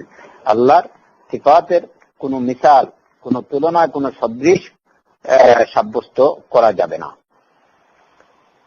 তামসিল এবং তাকয়ীফের মধ্যে এই হলো কি পার্থক্য। তাকয়ীফ হলো কোন কিছুর আকার আকৃতির বর্ণনা দেয়া, যে ওই হাতটা অমুকের হাতটা এরকম লম্বা বা শর্ট বা এত মোটা, বা তার হাতে হয়তো 5টা বা 6টা আঙ্গুল, তার মুষ্টি খুব শক্ত, এই যে বিবরণ দেয়া, এগুলো তাকয়ীফ। আকার আকৃতি গঠন প্রকৃতির বর্ণনা, এটা হলো কি তাকয়ীফ। পক্ষান্তরে তামসিল হলো যে অমুকের হাতটা অমুকের মতো, অমুকের হাতটা অমুকের মতো, অমুকের পাটা ওই জিনিসের মতো, এই জিনিস হলো কি, এটা হলো কি তামসিল। তো আল্লাহ, আমরা তো আহলে সুন্নাহ হলো আল্লাহর আসমা ওয়া সিফাতের ক্ষেত্রে যে এগুলোর কোনো তাকয়ীফ করব না এবং এগুলোর কোনো সদৃশ বা আকার নির্ধারণ, তুলনা, এগুলাকে কোনটার সাথে আমরা তুলনা করব না। এখন কেন আমরা আল্লাহ সুবহানাহু ওয়া তাআলার আসমা এবং সিফাতের কোন তামসিল বা তুলনা উপমা নির্ধারণ কেন করব না? এর দুটো কারণ। যে এর সপক্ষে তুলনা না করার জন্য আমাদের কাছে প্রাণ এবং সুন্নাহভিত্তিক দলিল রয়েছে, এবং ঠিক তেমনি ভাবে আমাদের কাছে বুদ্ধি এবং যুক্তিভিত্তিক দলিল রয়েছে, যেগুলো নিষেধ করে যে আল্লাহ সুবহানাহু ওয়া তাআলা কোনো তুলনা বা সদৃশ নির্ধারণ করা যাবে না। কোরআনে কারীমে আল্লাহ সুবহানাহু ওয়া তাআলা বলেছেন, লাইসা কামিসলিহি শাইউন। সূরা শুরা এর 11 নম্বর আয়াতে আল্লাহ সুবহানাহু ওয়া তাআলা ইরশাদ করেছেন যে তার মতো কোনো বস্তু নেই। লাইসা কামিসলিহি শাইউন, তো যেহেতু কোনো বস্তু নেই, সুতরাং আল্লাহর কোন সিফাতকে কোন বস্তুর সাথে আমরা তুলনা করব? যেহেতু আল্লাহর মতো কোনো বস্তু নেই, সুতরাং তাকে তুলনা করার মতো, এর অর্থ হলো যে তাকে তুলনা করার মতো বা তার তুলনা দেওয়ার মতো কোনো বস্তু জগতে নেই। লাইসা কামিসলিহি শাই ওয়া হুয়াস সামিউল বাসীর, তিনি সর্বশ্রোতা সর্বদ্রষ্টা। তো এই আয়াত স্পষ্টভাবে আমাদেরকে জানিয়ে দিচ্ছে যে আল্লাহ সুবহানাহু ওয়া তাআলার কোনো মিসাল, কোনো মা, কোনো তুলনা, কোনো সদৃশ জগতে নেই। তারপরে যেমন সূরা মারইয়ামের 5 নম্বর আয়াতে আল্লাহ সুবহানাহু ওয়া তাআলা ইরশাদ করেছেন যে সূরাতুল মারইয়ামের 65 নম্বর আয়াত, রব্বুস সামাওয়াতি ওয়াল আরদি ওয়া মা বাইনাহুমা ফা'বুদহু ওয়াসতাবির লিইবাদাতিহি হাল তা'লামু লাহু সামিয়্যা। যে জমিন এবং আসমান এবং এ দুইয়ের মধ্যবর্তী যা কিছু রয়েছে সবকিছুর পালনকর্তা আল্লাহ, আবুদহু, সুতরাং তোমরা তারই ইবাদত করো, ওয়াসতাবির লিইবাদাতিহি, এবং তার ইবাদতে দৃঢ়তা অবলম্বন করো, তার ইবাদতে দৃঢ় থাকো। হাল তা'লামু লাহু সামিয়্যা, আমাদের আয়াতের মধ্যে আমাদের আলোচ্য বিষয় হলো তা'লামু লাহু সামিয়্যা। আল্লাহ সুবহানাহু ওয়া তাআলা প্রশ্ন করে জিজ্ঞেস করতেছেন, হাল তা'লামু লাহু সামিয়্যা, আপনি তার সমনাম কাউকে আপনি জানেন কি? আল্লাহর নামে সমনামের কাউকে আপনি জানেন কি? অর্থাৎ আল্লাহর সমনামের কেউ নেই। হাল তা'লামু লাহু সামিয়্যা, আয়াতে যদি সামিয়্যা শব্দের অর্থ আমরা সামিয়্যা এটাকে ইসম থেকে নেই, সেটা হলো কি সমনাম, তাহলে তার অর্থ দাঁড়ায় এই যে হাল তা'লামু লাহু সামিয়্যা, আপনি তার সমনাম কাউকে জানেন কি? অর্থাৎ তার সমনামের কেউ নেই। যদি এই অর্থ হয় তাহলে আমরা দেখতে পাই যে কাফির মুশরিক তারা অসংখ্য দেবদেবী মূর্তি প্রতিমার উপাসনা করে, কিন্তু কোন দেবদেবীর নাম, এটা আল্লাহ সুবহানাহু ওয়া তাআলা তার নিজের নামকে নিজেই হেফাজত করেছেন। দেখা যায় যে দুনিয়ার কোথাও কোন আল্লাহ ব্যতীত, একমাত্র আল্লাহ ব্যতীত অন্য কোন দেবদেবী বা অন্য যত কিছুর উপাসনা করা হয়, কোন উপাস্যের নামে আল্লাহ রাখা হয়নি। এটা আল্লাহ সুবহানাহু ওয়া তাআলা তার নিজের নামকে নিজে হেফাজত করেছেন। হাল তা'লামু লাহু সামিয়্যা। তাই নবী সাল্লাল্লাহু আলাইহি সাল্লামকে বলতেছেন যে আপনি এই নামের সমনামের কাউকে জানেন কি, যে আর আছেন এই নামের আর কেউ নেই এই দুনিয়াতে। কোথাও খুঁজলে যত দেবদেবী থাকুক না কেন, যত প্রতিমা থাকুক না কেন, কোনটার নাম কিন্তু আল্লাহ নয়। হয়তো বিষ্ণু হতে পারে, রাধা হতে পারে, কৃষ্ণ হতে পারে, সরস্বতী হতে পারে, হ্যাঁ, কিন্তু আল্লাহ নেই। লাত হতে পারে, মানাত হতে পারে, উজ্জা হতে পারে, কিন্তু আল্লাহ নেই। হাল তা'লামু সামিয়্যা। আমাদেরও জানা নেই যে এমন কেউ আছে দুনিয়াতে যাকে আল্লাহ বলা হয়। একমাত্র আল্লাহ রাব্বুল আলামিন। আশা করি আপনাদেরও জানা নেই। হাল তা'লামু লাহু সামিয়্যা। আজ যদি সামিয়্যা শব্দ অর্থ আরেকটা অর্থ হতে পারে, যেটা কাতাদা, মুজাহিদ, ইবনে আব্বাস প্রমুখ মুফাসসিরিন কিরাম রাহিমাহুমুল্লাহ আজমাইন থেকে যেটা বর্ণিত, যে সেটা হচ্ছে যে আল্লাহর অনুরূপ বা সদৃশ কাউকে আপনি জানেন কি। সামিয়্যার অর্থ আরেকটা অর্থ হলো কি অনুরূপ বা সদৃশ। আল্লাহর মতো কাউকে জানেন কি। তো এই আয়াত দ্বারা যদি এই অর্থ হয় যে আল্লাহর অনুরূপ বা সাদৃশ, তাহলে এখানে বলা হচ্ছে যে আল্লাহর হাল তা'লামু লাহু সামিয়্যা, এই প্রশ্নটা হলো কি নেতিবাচক প্রশ্ন, যেটা প্রশ্নের মাধ্যমে যেটাকে অস্বীকার করা হচ্ছে। অর্থাৎ আল্লাহর অনুরূপ বা সদৃশ আর কেউ নেই। ওই লাইসা কামিসলিহি শাইউন ওয়া হুয়াস সামিউল বাসীর, ওই আয়াতে যে কথা বলা হয়েছে ওই অর্থেই এই হাল তা'লামু লাহু সামিয়্যা, এই আয়াতের ওই অর্থই উদ্দেশ্য। হাল তা'লামু লাহু সামিয়্যা, যে আল্লাহর সদৃশ কেউ নেই। হ্যাঁ, ওয়ালাম ইয়াকুন লাহু কুফুয়ান আহাদ। সূরাতুল ইখলাসে আল্লাহ বলেন যে ওয়ালাম ইয়াকুন লাহু কুফুয়ান আহাদ, আল্লাহর সমকক্ষ, আল্লাহর সমতুল্য কেউ নেই। এই আয়াত দ্বারা আল্লাহ সুবহানাহু ওয়া তাআলা আমাদেরকে জানিয়ে দিয়েছেন যে তার মতো বা তার সদৃশ কোনো বস্তু নেই, এবং তার সমনামের কেউ নেই, তার অনুরূপ কোনো নেই, এবং তার সমতুল্য বা সমকক্ষ কেউ নেই। এটা হলো কি আমাদেরকে আল্লাহ সুবহানাহু ওয়া তাআলা তার সম্পর্কে জানিয়ে দিয়েছেন। তৃতীয়ত, পরিষ্কারভাবে আল্লাহ তাআলা আমাদেরকে নিষেধ করেছেন যে তার কোনো উপমা বা তার সদৃশ স্থাপন করা থেকে আমাদেরকে স্পষ্ট ভাষায় নিষেধ করেছেন। যেমন সূরাতুল বাকারা আল্লাহ তাআলা কি বলেছেন, ফালা তাজআলু লিল্লাহি আনদাদা, তোমরা আল্লাহর কোন সমকক্ষ বা আল্লাহর সমতুল্য কাউকে নির্ধারণ করো না। এমনিভাবে সূরাতুন নাহলের ৭৪ নম্বর আয়াতে আল্লাহ সুবহানাহু ওয়া তাআলা করেছেন, ফালা তাদরিবু লিল্লাহিল আমসাল, আল্লাহর কোন উপমা বা কোন সদৃশ কায়েম করো না, আল্লাহর কোন উপমা দিতে যেও না। ফালা তাদরিবু লিল্লাহিল আমসাল, আল্লাহর কোন উপমা বা কোন তুলনা দিতে যেও না।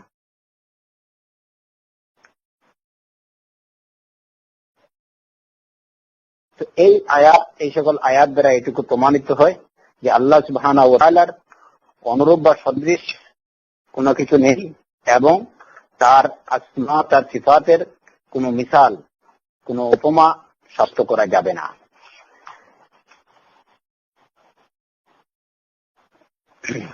এ কারণে সালাফে সালেহিন রাহিমাহুমুল্লাহ আজমাইন বলেছেন যে আল্লাহ সুবহানাহু ওয়া তাআলার কোনো মিসাল দেয়, যে বলে যে আল্লাহ অমুকের মতো বা আল্লাহর হাত মানুষের হাতের মতো কিংবা এই ধরনের যদি কিছু বলে, মোট কথা আল্লাহর কোনো সদৃশ কায়েম করতে যায় কেউ, তাহলে তাকে কাফির বলা হয়েছে, খারিজ আনিল ইসলাম। ইমাম বুখারী রাহিমাহুল্লাহর শেখ নাঈম ইবনে হাম্মাদ আল খুজাই রাহিমাহুল্লাহ বলেছেন যে মান শাব্বাহাল্লাহু বিখালকিহি ফাকাদ কাফার, যে আল্লাহকে তার সৃষ্টির সাথে তুলনা করবে সে আল্লাহকে অস্বীকার করলো। যে আল্লাহকে তার সৃষ্টির সাথে তুলনা করে সে আল্লাহকে অস্বীকার করলো। তার কারণ কি, কেন তাকে এই কাজকে তাকে কুফর কেন বলা হয়েছে? সে আল্লাহ সুবহানাহু ওয়া তাআলার হুকুমকে অমান্য করছে। আল্লাহ সুবহানাহু ওয়া তাআলা নির্দেশ দিয়েছেন, ফালা তাদরিবু লিল্লাহিল আমসাল, তোমরা আল্লাহর কোনো মিসাল কায়েম দিতে যেও না। সে মিসাল দিয়েছে, সুতরাং আল্লাহ হুকুম করেছে। আল্লাহ বলেছেন, ফালা তাজআলু লিল্লাহি আনদাদা, আল্লাহর কোনো সমকক্ষ বানাতে যেও না। সে আল্লাহ সমকক্ষ বানিয়েছে, সুতরাং আল্লাহ স্পষ্ট হুকুমের লঙ্ঘন করেছে। আর দ্বিতীয়ত হইল কি, যে আল্লাহ বলেছেন লাইসা কামিসলিহি শাইউন ওয়া হুয়াস সামিউল বাসীর, যে আল্লাহ সদৃশ কোনো বস্তু নয়, সে সদৃশ কায়েম হয়েছে। সুতরাং সে তার অবস্থা এটুকু বলতেছে যে না, আল্লাহ বলতেছেন তার মতো কিছু নেই, আর সে আল্লাহর মতো কিছু একটাকে সাব্যস্ত করে বলতেছে যে না, আল্লাহর মতো কিছু আছে। সুতরাং সে আল্লাহ বলেছেন সেটাকে মিথ্যা সাব্যস্ত করতেছে। এই দুইটা কারণে বলা হয়েছে যে যে আল্লাহর কোন মিসাল কায়েম করে কুফর করলো। এই হইল গিয়ে কোরআনের প্রমাণ। আর দ্বিতীয়ত আল্লাহর যে কোনো মিসাল নেই বা হতে পারে না, সে তার সপক্ষে বুদ্ধিভিত্তিক প্রমাণ হলো অনেক প্রমাণে রয়েছে। যেমন তোর মধ্যে আমরা বলি যে প্রথম কথা হইল গিয়ে খালিক এবং মাখলুক। আল্লাহ সুবহানাহু ওয়া তাআলা হলেন সমগ্র জগতের খালিক, সৃষ্টিকর্তা, আর সবকিছু হইল গিয়ে তার সৃষ্টি। সুতরাং সৃষ্টিকর্তা এবং সৃষ্টি এই দুইটা তো কখনই এক হতে পারে না। একটার সাথে আরেকটার উপমা বা উদাহরণ কি করে চলবে? আমরা অন্য সব সে খালিক এবং মখলুকের মধ্যে যত যে পার্থক্য, সে পার্থক্য তো বলে বুঝাবার না। যে কোনো লোক এটা তার ফিতরাত দিয়েই বুঝতে পারে যে খালিক এবং সৃষ্টিকর্তা এবং সৃষ্টির মধ্যে তার ব্যবধান কতটুকু। মানুষের ফিতরাত, যে মানবীয় স্বভাব, যেটা সেই স্বভাবই তার বলে দেয়। এটার জন্য কোনো চিন্তা ভাবনা করতে হয় না যে খালিক এবং মখলুকের মধ্যে কত কত পার্থক্য রয়েছে। একটার সাথে আরেকটার যে কোনো উদাহরণ বা কোনো উপমা তুলনা চলতেই পারে না। সব কিছু বাদ দিয়ে, অন্য সব পার্থক্য বাদ দিয়ে যদি একটা পার্থক্য আমরা দেখি যে অস্তিত্বের ব্যাপার, আল্লাহর উজুদ, খালিকের উজুদ আর মখলুকের উজুদ, তাহলে সেখানে আকাশ পাতাল কি তার চেয়েও অসীম এবং অশেষ পার্থক্য দেখতে। কারণ আল্লাহর উজুদ হইলে কি চিরন্তন, তিনি আগে থেকেই ছিলেন, এখনো আছেন, চিরকাল থাকবেন। আল্লাহর অস্তিত্ব এবং এই যে খালিক এবং মখলুকের অস্তিত্বের মধ্যে পার্থক্য। আল্লাহর অস্তিত্ব আগে থেকেই ছিল, এখনো আছে, অনাদিকাল থাকবে। পক্ষান্তরে মখলুকের অস্তিত্ব দেখা যায় যে তার অস্তিত্ব এক সময় ছিল না, এখন আছে, কিছুদিন পরে আবার থাকবে না। এক অস্তিত্বের ব্যাপারে যদি এত পার্থক্য, তাহলে যে জিনিসের তার অস্তিত্ব ছিল না আবার থাকবে না, ওই জিনিসের সাথে ওই জাতের ওই সত্তার তুলনা কিভাবে করা যেতে পারে? যে সত্তা আগে থেকেই ছিলেন, আছে, চিরকাল থাকবেন, অনাদি থাকবেন, কোন তুলনাই হতে পারে না। এটা আমাদের ফিতরাতই বলে দেয়। এটার জন্য কোন ইলমের প্রয়োজন নেই। তারপরে দেখা যায় যে আল্লাহ সুবহানাহু ওয়া তাআলার যে সিফাতগুলা আর মানুষের যে সিফাতগুলা একটু আমরা যদি চিন্তা করি বা আল্লাহর আয়াতের মধ্যে যদি আমরা একটু চোখ বুলাই, তাহলে দেখা যায় যে এর মধ্যে কত ডিফারেন্স। আল্লাহর সিফাত, খালিকের সিফাত এবং মখলুকের সিফাতের মধ্যে। যেমন আল্লাহ সুবহানাহু ওয়া তাআলা এই সূরাতুল মুজাদালার 1 নম্বর আয়াতে আল্লাহ তাআলা বলেন যে ঘটনা সম্পর্কে আয়াত, قد سمع الله قول التي تجادلك في زوجها وتشتكي الى الله والله يسمع تحاوركما ان الله سميع بصير। যে আল্লাহ শুনেছেন قول التي تجادلك في زوجها, যে ওই মহিলার কথা, যে মহিলা তার স্বামী সম্পর্কে আপনার সাথে বিবাদে লিপ্ত হয়েছেন। ওয়াতাশতাকি ইলাল্লাহ, এবং আল্লাহর কাছে শিকায়ত করেছেন। আল্লাহু ইয়াসমাউ তাহাকুরাকুমা, তোমাদের এই আলোচনা আল্লাহ শুনেছেন। তো এই যে ঘটনা, এই ঘটনা সম্পর্কে আয়েশা রাদিয়াল্লাহু আনহা বলেন যে এই যে কথাবার্তা বা এই যে আল্লাহর রাসূল এবং তার সম্মানিত স্ত্রী উম্মাহাতুল মুমিনিনের মধ্যে যে কথা হয়েছে, এটা হচ্ছে ঘরের মধ্যে লুকিয়ে ছুপিয়ে কথা। সে কথা আল্লাহ সুবহানাহু ওয়া তাআলা আরশের উপরে থেকে সে কথা শুনেছেন, যেটা একমাত্র আল্লাহর জাতের দ্বারাই সম্ভব ওটা শোনা। বাহিরের কোনো মানুষ সে কথা শোনার কথা নয়, শুনতে পারবেও না। তো আল্লাহ সুবহানাহু ওয়া তাআলা ওই কথাটা শুনেছেন, যে কথা তারা খুব চুপি চুপি নিরিবিলি ঘরের মধ্যে যে কথা বলেছেন, এবং অতঃপর আল্লাহ তাআলা জানিয়ে দিচ্ছেন নবীকে যে আমি তোমাদের এই কথাবার্তা আমি শুনেছি। তা আয়েশা রাদিয়াল্লাহু আনহা বলেন যে আলহামদুলিল্লাহিল্লাযী ওয়াসিআ সামউহুল আসওয়াত, যে আল্লাহ যে এত, তার যে শোনার শ্রবণ শক্তি এত ব্যাপক, এত বিস্তৃত, যেটা কোনো মানুষ কি করতে পারে না। যে গুণটা কোনো মানুষের মধ্যে, যে গুণের কিয়দাংশ হতে পারে না।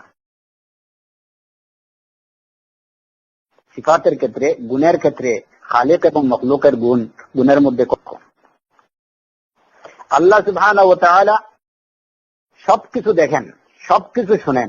ইভেন যে কালো যে পিপিলিকা গুলো, কালো পিঁপড়া গুলোর পায়ের শব্দ আল্লাহ সুবহানাহু ওয়া তাআলা শুনেন। কিন্তু মখলুক, কোন মানুষকে একটা পিপিলিকার পায়ের শব্দ, হ্যাঁ, সেটা যদি তার চোখের সামনেও হয়, তার হাতের মধ্যেও যদি একটা পিঁপড়াকে যদি সে হাতেও নেয় এবং ওই পিঁপড়াটা তার হাতে চলে, তাহলে ওই পিঁপড়ার পায়ের শব্দ কি সে শুনতে পাবে? অথচ আল্লাহ সুবহানাহু ওয়া তাআলা ফাওকা সাবি'i সামা'i, সপ্ত আকাশের ঊর্ধ্বে থেকে ওই পিপিলিকার পায়ের শব্দ আল্লাহ সুবহানাহু ওয়া তাআলা শুনতেছেন। তো ওই জায়গাতে এই মখলুকের এই সৃষ্টির তুলনা, ওই জাতকে এই সৃষ্টির সাথে কিভাবে তুলনা করা যায়?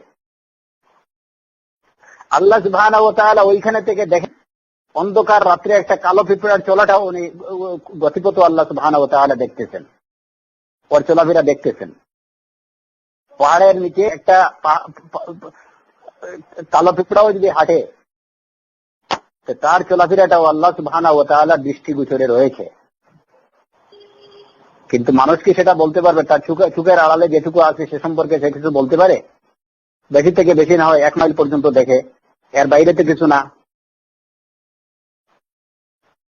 দেখা যায় যে সবচেয়ে পাওয়ারফুল কোন একটা রাষ্ট্র,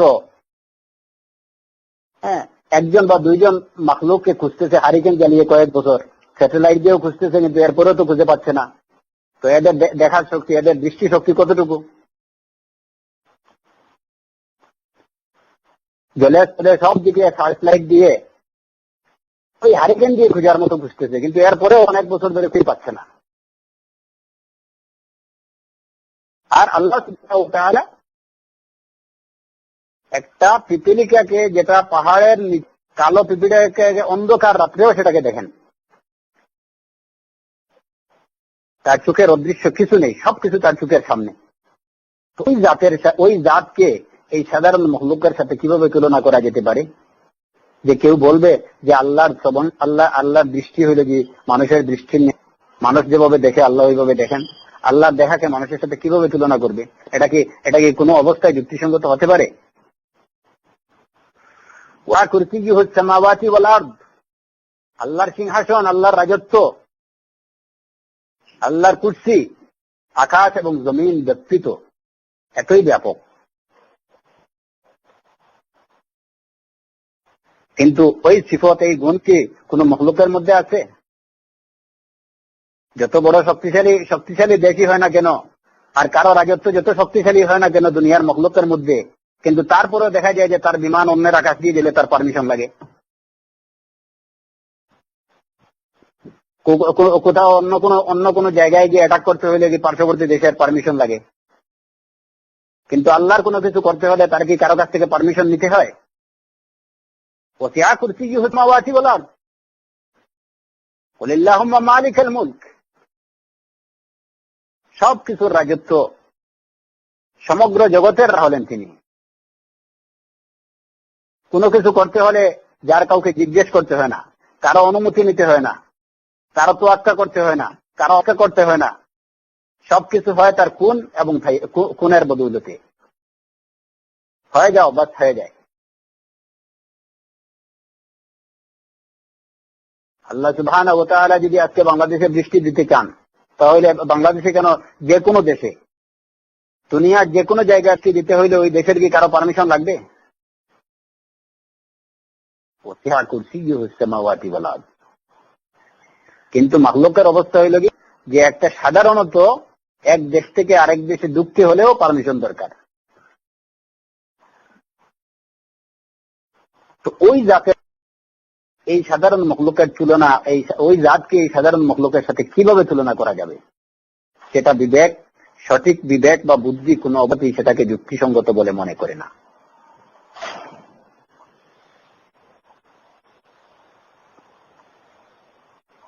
এরপরে যেমন আমরা দেখি যে মানুষের মধ্যেও অনেক সময়, যেমন সবাই মানুষ, কিন্তু ওই মানুষের মধ্যেও কেউ আছে অন্ধ, কেউ আছে বুবা, কেউ কানে কম শুনে, কেউ বেশি দেখে, কেউ কম দেখে, কারো হাত ভাঙ্গা, কারো পা ভাঙ্গা, কিন্তু এরপরেও সবাই মানুষ।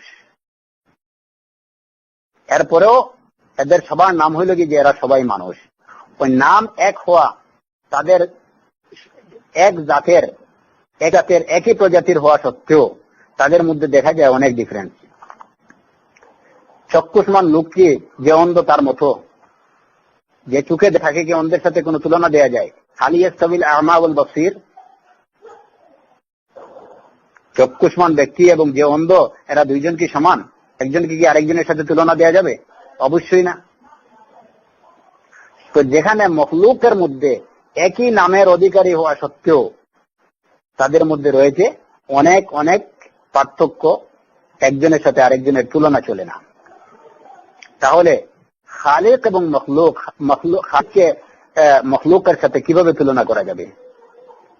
এটা সাধারণ কমন সেন্স যার মধ্যে আছে, সেও এটাকে মেনে নিতে পারবে না এবং টুকু বলবে না। আর আরেকটা কি হইল কি, যে এই যে আল্লাহ সুবহানাহু ওয়া তাআলা তামসিল, আল্লাহর উদাহরণ, আল্লাহ উপমা কিংবা আল্লাহর আকার আকৃতি নির্ধারণ থেকে এই কারণেই নিষেধ করা হয়েছে। এর আরেকটা বিশেষ কারণ, যে ওই আকার আকৃতি নির্ধারণ করা বা উদাহরণ দেওয়াতেই অনেক সময় মানুষ শিরকে নিপতিত হয়।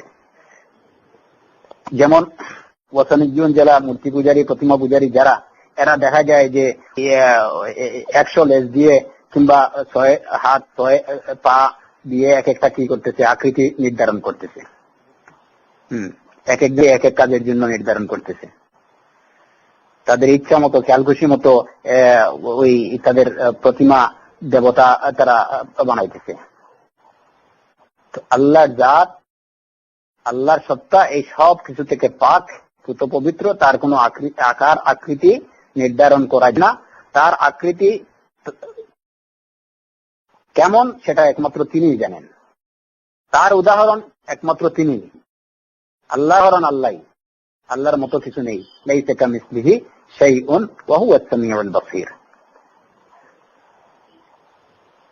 সুতরাং আহলুস সুন্নাহ ওয়াল জামাত তথা সালাফে সালেহিনের আকীদা হলো যে আল্লাহর আসমা এবং সিফাতের যেভাবে কোনো আকার নির্ধারণ যাবে না, তেমনি আল্লাহর গুণাবলীকে, আল্লাহর নাম বা গুণাবলীর কোনো তুলনা বা কোনো সদৃশ স্থাপন করা যাবে না। এখন একটা প্রশ্ন হতে পারে যে এই যে তুলনা বা উপমা, সেটা তো রাসূল সাল্লাল্লাহু আলাইহি ওয়াসাল্লাম অনেক দিয়েছেন, আর আমরা তো রাসূলের কথাকে মানা আমাদের জন্য কর্তব্য। যেমন রাসূল সাল্লাল্লাহু আলাইহি ওয়াসাল্লাম বলেছেন যে ইন্নাকুম তারাউনা রাব্বাকুম কামা তারাউনাল কামার লাইলাতাল বদর লা তুদাম্মুনা ফি রুয়াতিহি, যে তোমরা অচিরেই তোমাদের পালনকর্তাকে দেখবে যেভাবে দেখবে দেখো তোমরা চন্দ্রকে 14ই রাতে, কামা তারাউনাল কামার লাইলাতাল বদর, মন করে দেখো তোমরা চন্দ্রকে 14ই রাতে, পূর্ণিমা রাতে। লা তুদাম্মুনা ফি রুয়াতিহি, সেই চন্দ্রকে দেখতে যেভাবে তোমাদের কোনো অসুবিধা হয় না, আল্লাহকে দেখতে তোমাদের কোনো অসুবিধা হবে। এখানে প্রশ্ন হতে পারে, কারো প্রশ্ন জাগতে পারে মনে, যে এখানে তো রাসূল একটা উপমা দিলেন যে আল্লাহকে দেখবে যেভাবে চন্দ্রকে দেখো। হয়তো কারো মনে প্রশ্ন দেখা দিতে পারে যে এখানে রাসূল সাল্লাল্লাহু আলাইহি ওয়াসাল্লাম আল্লাহকে এই যে চন্দ্রের সাথে একটা তুলনা দিলেন। তো এরপরে যেমন অন্য একটা হাদিসে আছে যে আল্লাহ সুবহানাহু ওয়া তাআলা আদম আলাইহিস সালামকে সৃষ্টি করছেন তার আকৃতিতে। আল্লাহ সুবহানাহু ওয়া তাআলা আদম আলাইহিস সালামকে সৃষ্টি করছেন তার আকৃতিতে। তার আকৃতিতে খালাকাল্লাহু আদম আলা সূরাতিহি, এখানে আদমের আকৃতিকে তার আকৃতিতে তার সাথে একটা তুলনা দেওয়া হয়েছে। কার আকৃতিতে? যে তার আকৃতিতে, আল্লাহর আকৃতিতে। তো প্রশ্ন হতে পারে যে এখানে তো আদমের সূরা আল্লাহর সূরতের সাথে তুলনা করা হইল, এইসব কথা তো নবীর কথাই, তো আমরা কেন তুলনা করব না, বা কেন কোনো উপমা দেব আল্লাহর সিফাতের সাথে? এই প্রশ্নগুলো যদি কারো মনে আসে, তাহলে তাকে প্রথমে মনে করতে হবে যে এই প্রশ্ন তার মনে জাগার পিছনে হয়তো কারণ হতে পারে যে তার জ্ঞানের স্বল্পতা, কিংবা বুঝার অজ্ঞতা, বুঝার গন্ডগোল, অথবা জ্ঞানের স্বল্পতা, অথবা কোরআন এবং সুন্নাহর ইলম সম্পর্কে তার অজ্ঞতা। আর এগুলো যদি না হয়, তাহলে হয়তো এ ধরনের যদি কারো মনে প্রশ্ন জাগে, তাহলে হয়তো বুঝতে হবে যে তার নিয়তের মধ্যে কোনো গন্ডগোল আছে, তার ইন্টেনশন ভালো না। এটা হলো কি প্রথম কথা। যদি এই সময় এ ধরনের কোনো প্রশ্ন কারো মনে জাগে, তাহলে আগে তার এই বিষয়গুলো খেয়াল করতে হবে। তার কারণ হলো যে আল্লাহ তাআলার কথা এবং রাসূল সাল্লাল্লাহু আলাইহি ওয়াসাল্লামের কথা, রাসূলের কথা পক্ষান্তরে আল্লাহরই কথা। ওয়ামা ইয়ানতিকু আনিল হাওয়া ইন হুয়া ইল্লা ওয়াহয়ুন ইউহা। রাসূল সাল্লাল্লাহু আলাইহি ওয়াসাল্লাম কোন কথা তার মন গড়া বলেননি, তার হাওয়া থেকে বলেন না। তিনি যা বলেন, ইন হুয়া ইল্লা ওয়াহয়ুন ইউহা, এটা তার প্রতি ওয়াহীকৃত, এটা ওয়াহী। কোরআন যেভাবে আল্লাহর পক্ষ থেকে, সুন্নাহটাও আল্লাহর পক্ষ থেকে। সুতরাং রাসূল সাল্লাল্লাহু আলাইহি ওয়াসাল্লামের কোন কথা এবং আল্লাহর কথা কখনো কন্ট্রাডিক্টরি হতে পারে না। এখন এই যে হাদিস, এই দুইটা হাদিস বা আরো যে সকল হাদিসে বিভিন্ন উপমা দেয়া হয়েছে, সে তার বাহ্যিক অর্থ থেকে যদি কেউ মনে করে যে এখানে তো উপমা দেয়া হইল আল্লাহর সিফাতের, আর রাসূল সাল্লাল্লাহু আলাইহি ওয়াসাল্লাম হাদিসে এই উপমা দিলেন যে ইন্নাকুম সাতারাউনা রাব্বাকুম কামা তারাউনাল কামারা লাইলাতাল বদর, যে তোমরা আল্লাহ দেখবে যেমন করে দেখো চন্দ্রকে। আর ওইদিকে আল্লাহ বলতেছেন লাইসা কামিসলিহি শাইউন, যে আল্লাহর কোনো সাদৃশ্য নাই, তার মতো কোনো বস্তু। তো এই দুইটা কথা কন্ট্রাডিক্টরি। এই ক্ষেত্রে যার মনে এই ধরনের কোনো প্রশ্ন বা সংশয় দেখা দেবে, তাকে করতে হবে প্রথমে এই বিশ্বাস পোষণ করতে হবে যে আল্লাহর কথা এবং রাসূল সাল্লাল্লাহু আলাইহি ওয়াসাল্লামের কথা কখনো কন্ট্রাডিক্টরি হতে পারে না। কুল্লুম মিন ইনদিল্লাহ, আল্লাহর কথা আল্লাহর কথা সবই আল্লাহর পক্ষ থেকে, সবই আল্লাহর পক্ষ থেকে। আর যদি এই ধরনের কোনো বিষয় কারো জ্ঞানের স্বল্পতার কারণে কিংবা অজ্ঞতার কারণে যদি কেউ এই ধরনের সংশয় কারো মধ্যে দেখা দেয়, তাহলে তার ক্ষেত্রে ওয়াজিব হল সে ওই আল্লাহ সুবহানাহু ওয়া তাআলার ওই নির্দেশ পালন করবে যেটুকু তিনি বলেছেন যে হুয়াল্লাযী আনজালা আলাইকাল কিতাবা মিনহু আয়াতুম মুহকামাত হুন্নাল কিতাব ওয়া উখারু মুতাশাবিহাত فأما الذين في قلوبهم زيغ فيتبعون ما تشابه منه ابتغاء الفتنة وابتغاء تأويله وما يعلم تأويله إلا الله والراسخون في العلم يقولون آمنا به كل من عند ربنا وما يدعو إلا أولو الألباب। সূরা আল ইমরান আয়াত নম্বর 7 আল্লাহ সুবহানাহু ওয়া তাআলা বলতেছেন যে তিনি কি করেছেন, আপনার প্রতি নবী, আপনার প্রতি তিনি কিতাব নাযিল করেছেন, এর মধ্যে কিছু আয়াত আছে মুহকাম, যেগুলো অত্যন্ত সুস্পষ্ট। এগুলো হচ্ছে উম্মুল কিতাব, এগুলো হলো কোরআনের মূল। ও উখারু মুতাশাবিহাত, কিছু আয়াত আছে যেগুলা মুতাশাবিহ, যেগুলার অর্থ মানুষ সহজে বুঝতে পারে না। তো যার অন্তরের মধ্যে গুমরাহি রয়েছে, যাদের হৃদয়ে গুমরাহি রয়েছে, তারা কি করে ওই মুতাশাবিহ যে আয়াতগুলার অর্থ বুঝে যায়, যে বাক্যগুলোর অর্থ বুঝে যায় না, তারা ওইগুলার পিছনেই ছুটে, শুধু ওইগুলাই খুঁজে। মুহকামগুলো বাদ দিয়ে, সুস্পষ্ট বিধানগুলোকে বাদ দিয়ে ওই অস্পষ্ট বাক্যগুলোকেই তারা থাকে। এটা কেন করে? তারা ফিতনার জন্য। আল্লাহ বলতেছেন ওয়ামা ইয়ালামু তা'ওয়িলাহু ইল্লাল্লাহ, এগুলোর সুস্পষ্ট ব্যাখ্যা একমাত্র আল্লাহই জানেন। আর যারা ওয়ার-রাসিখুনা ফিল ইলম, যারা ইলমের মধ্যে সুদৃঢ়, তারা এই সমস্ত আয়াতের ব্যাপারে, এই যে অস্পষ্ট অর্থ বোধক আয়াতগুলোর ব্যাপারে প্রকৃত আহলুল ইলম যারা, তারা কি বলেন? আমান্না বিহি, তাদের কথা হলো কি আমরা এগুলোর উপরে বিশ্বাস করি, ঈমান এনেছি। কুল্লুম মিন ইনদি রাব্বিনা, তাদের কথা হলো সবই হলো আল্লাহর পক্ষ হতে। তো এ ধরনের কনফিউশন যদি কারো জাগে, তাহলে তার উচিত এইটুকু বলা আমান্না বিহি। আমি এটাকে বিশ্বাস করলাম এবং যাই কোরআন এবং সুন্নাহ সবই আল্লাহর পক্ষ থেকে। কুল্লুম মিন ইনদি রাব্বিনা ওয়া মা ইয়াযাক্কারু ইল্লা উলুল আলবাব। আয়াত মুহকাম হোক, সুষ্ঠু আয়াত হোক, কিংবা অবোধগম্য বা অস্পষ্ট কোনো বাক্য যদি হয়, সবই হলো আল্লাহর পক্ষ থেকে বিশ্বাস করতে হবে প্রথমত। দ্বিতীয়ত, আমরা এই যে হাদিসে যেটুকু বলা হয়েছে, এখন আমরা এটা যে উত্তর যেটা, সেই উত্তরে যাই। হাদিসে বলা হয়েছে ইনকুম সাতারাউনা রাব্বাকুম, তোমরা অচিরেই দেখবে তোমাদের পালনকর্তাকে, যেমন করে দেখো তোমরা চন্দ্রকে, লা তুযাম্মুনা ফি রুয়াতিহি, যেটা দেখতে তোমাদের কোনো অসুবিধা হয় না। এখানে মূলত যদি কেউ চিন্তা করে এবং যাকে আল্লাহ সুবহানাহু ওয়া তাআলা জ্ঞান করেছেন, সে একটু চিন্তা করলেই দেখবে যে এই হাদিসটা লাইসা কামিসলিহি শাইউন ওয়া হুয়া সামিউল বাসীর, এই আয়াতের সাথে এটা কোনো অবস্থাতেই আদৌ কন্ট্রাডিক্টরি না। কেমন করে না? এখানে উদাহরণ কাকে দেয়া হয়েছে?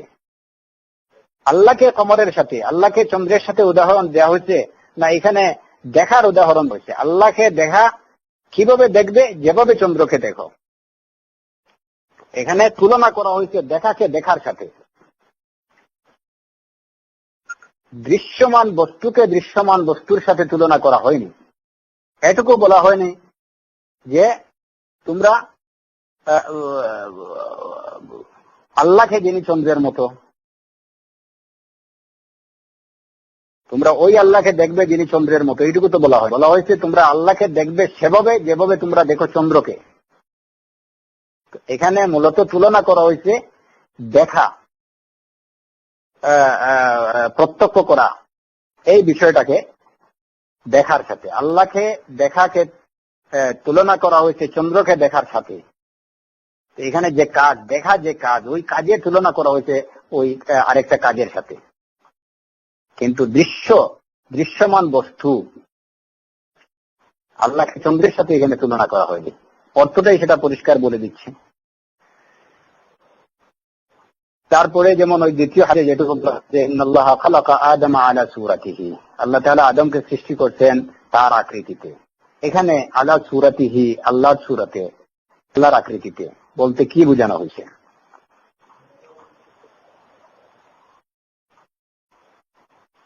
এর অর্থ হলো যে যেমন সূরা, সূরা বলতে আমরা কি বুঝি? সূরা হইল কি ওই আকৃতি বা এইটার মতো, আকৃতির মতো।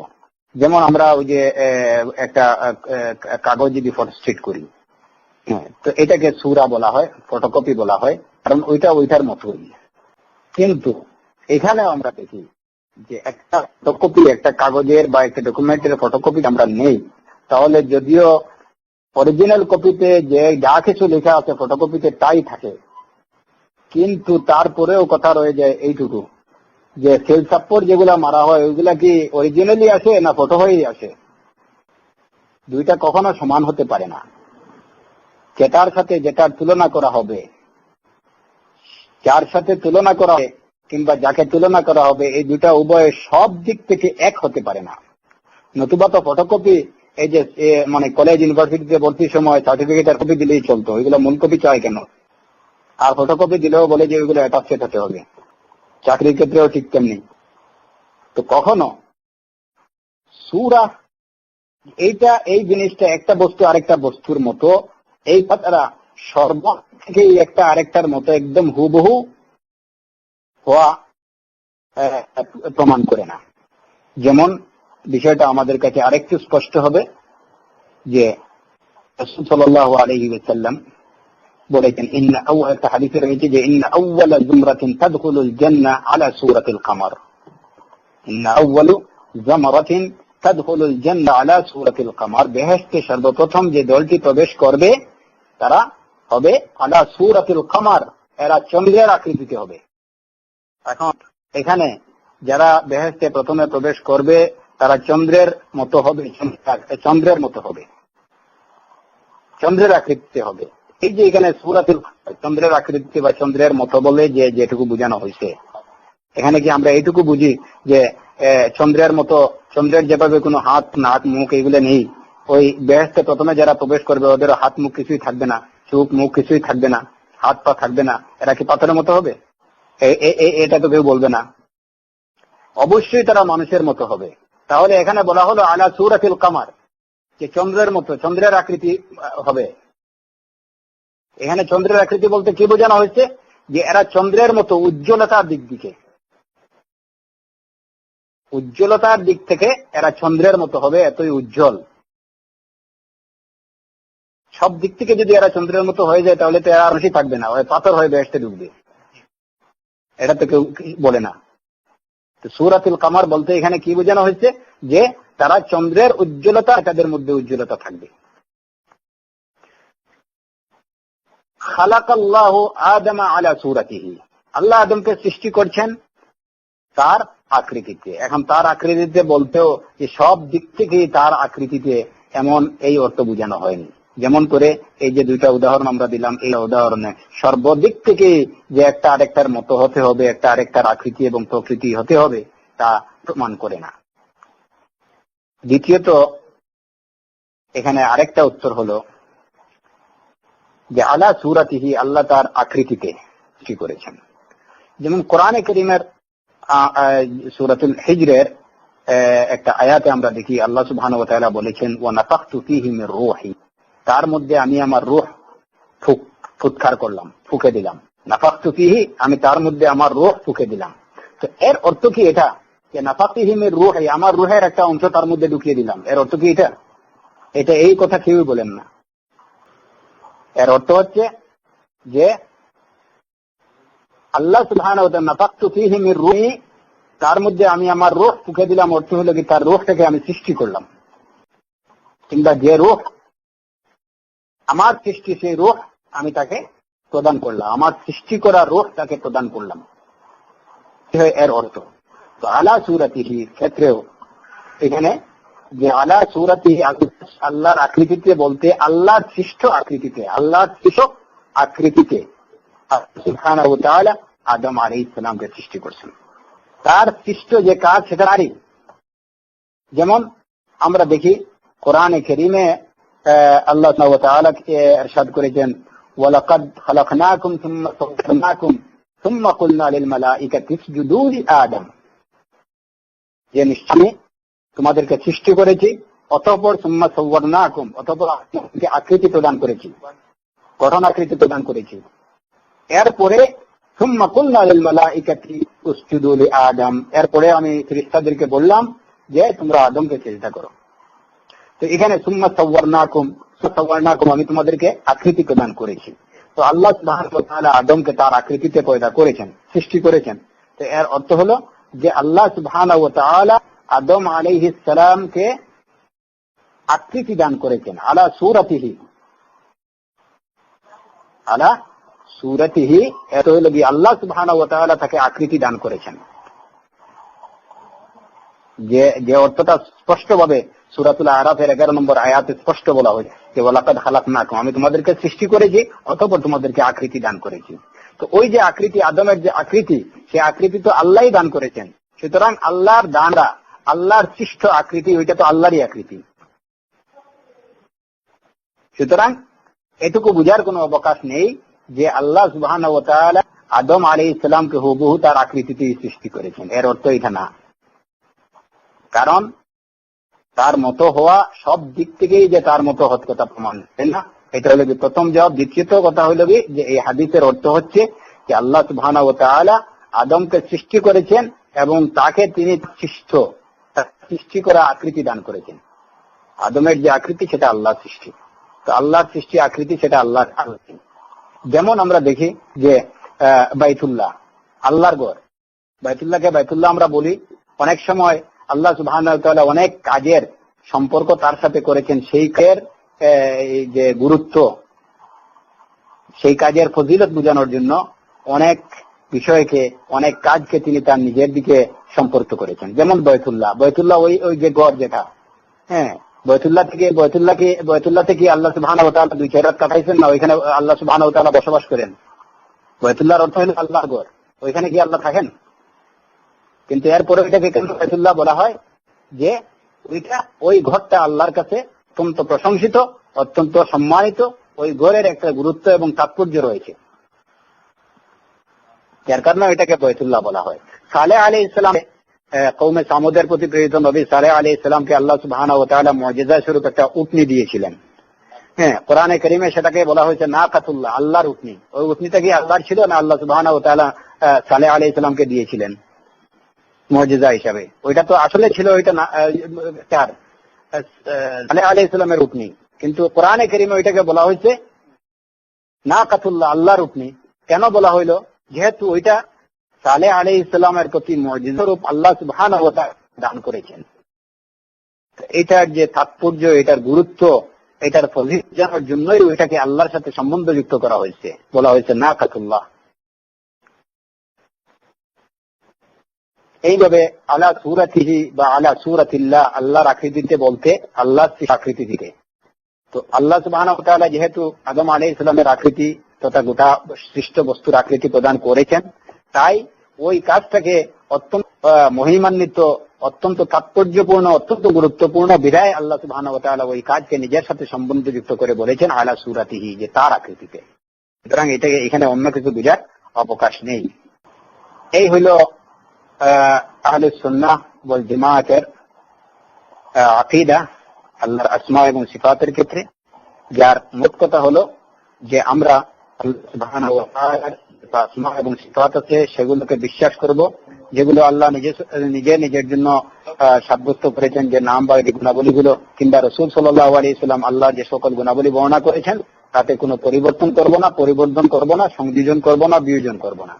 আর বেগাইরে তাহরিফিন ওয়ালা তা'তিল, এবং এগুলোকে অনর্থক বা অর্থহীন সাব্যস্ত করব না, কিংবা এগুলোর কোনো আকার নির্ধারণ করব না, এগুলোর কোনো উপমা বা সদৃশ নির্ধারণ করব না। বাল ইউমিনুনা বিআন্নাল্লাহ সুবহানাহু লাইসা কামিসলিহি শাইউন ওয়া হুয়াস সামিউল বাসীর। আহলে সুন্নাহ ওয়াল জামাআতরা কি করেন? তারা বিশ্বাস করেন যে আল্লাহ সুবহানাহু ওয়া তাআলার মতো তার সদৃশ কোনো কিছু নেই, তিনি সর্বশ্রোতা, সর্বদ্রষ্টা।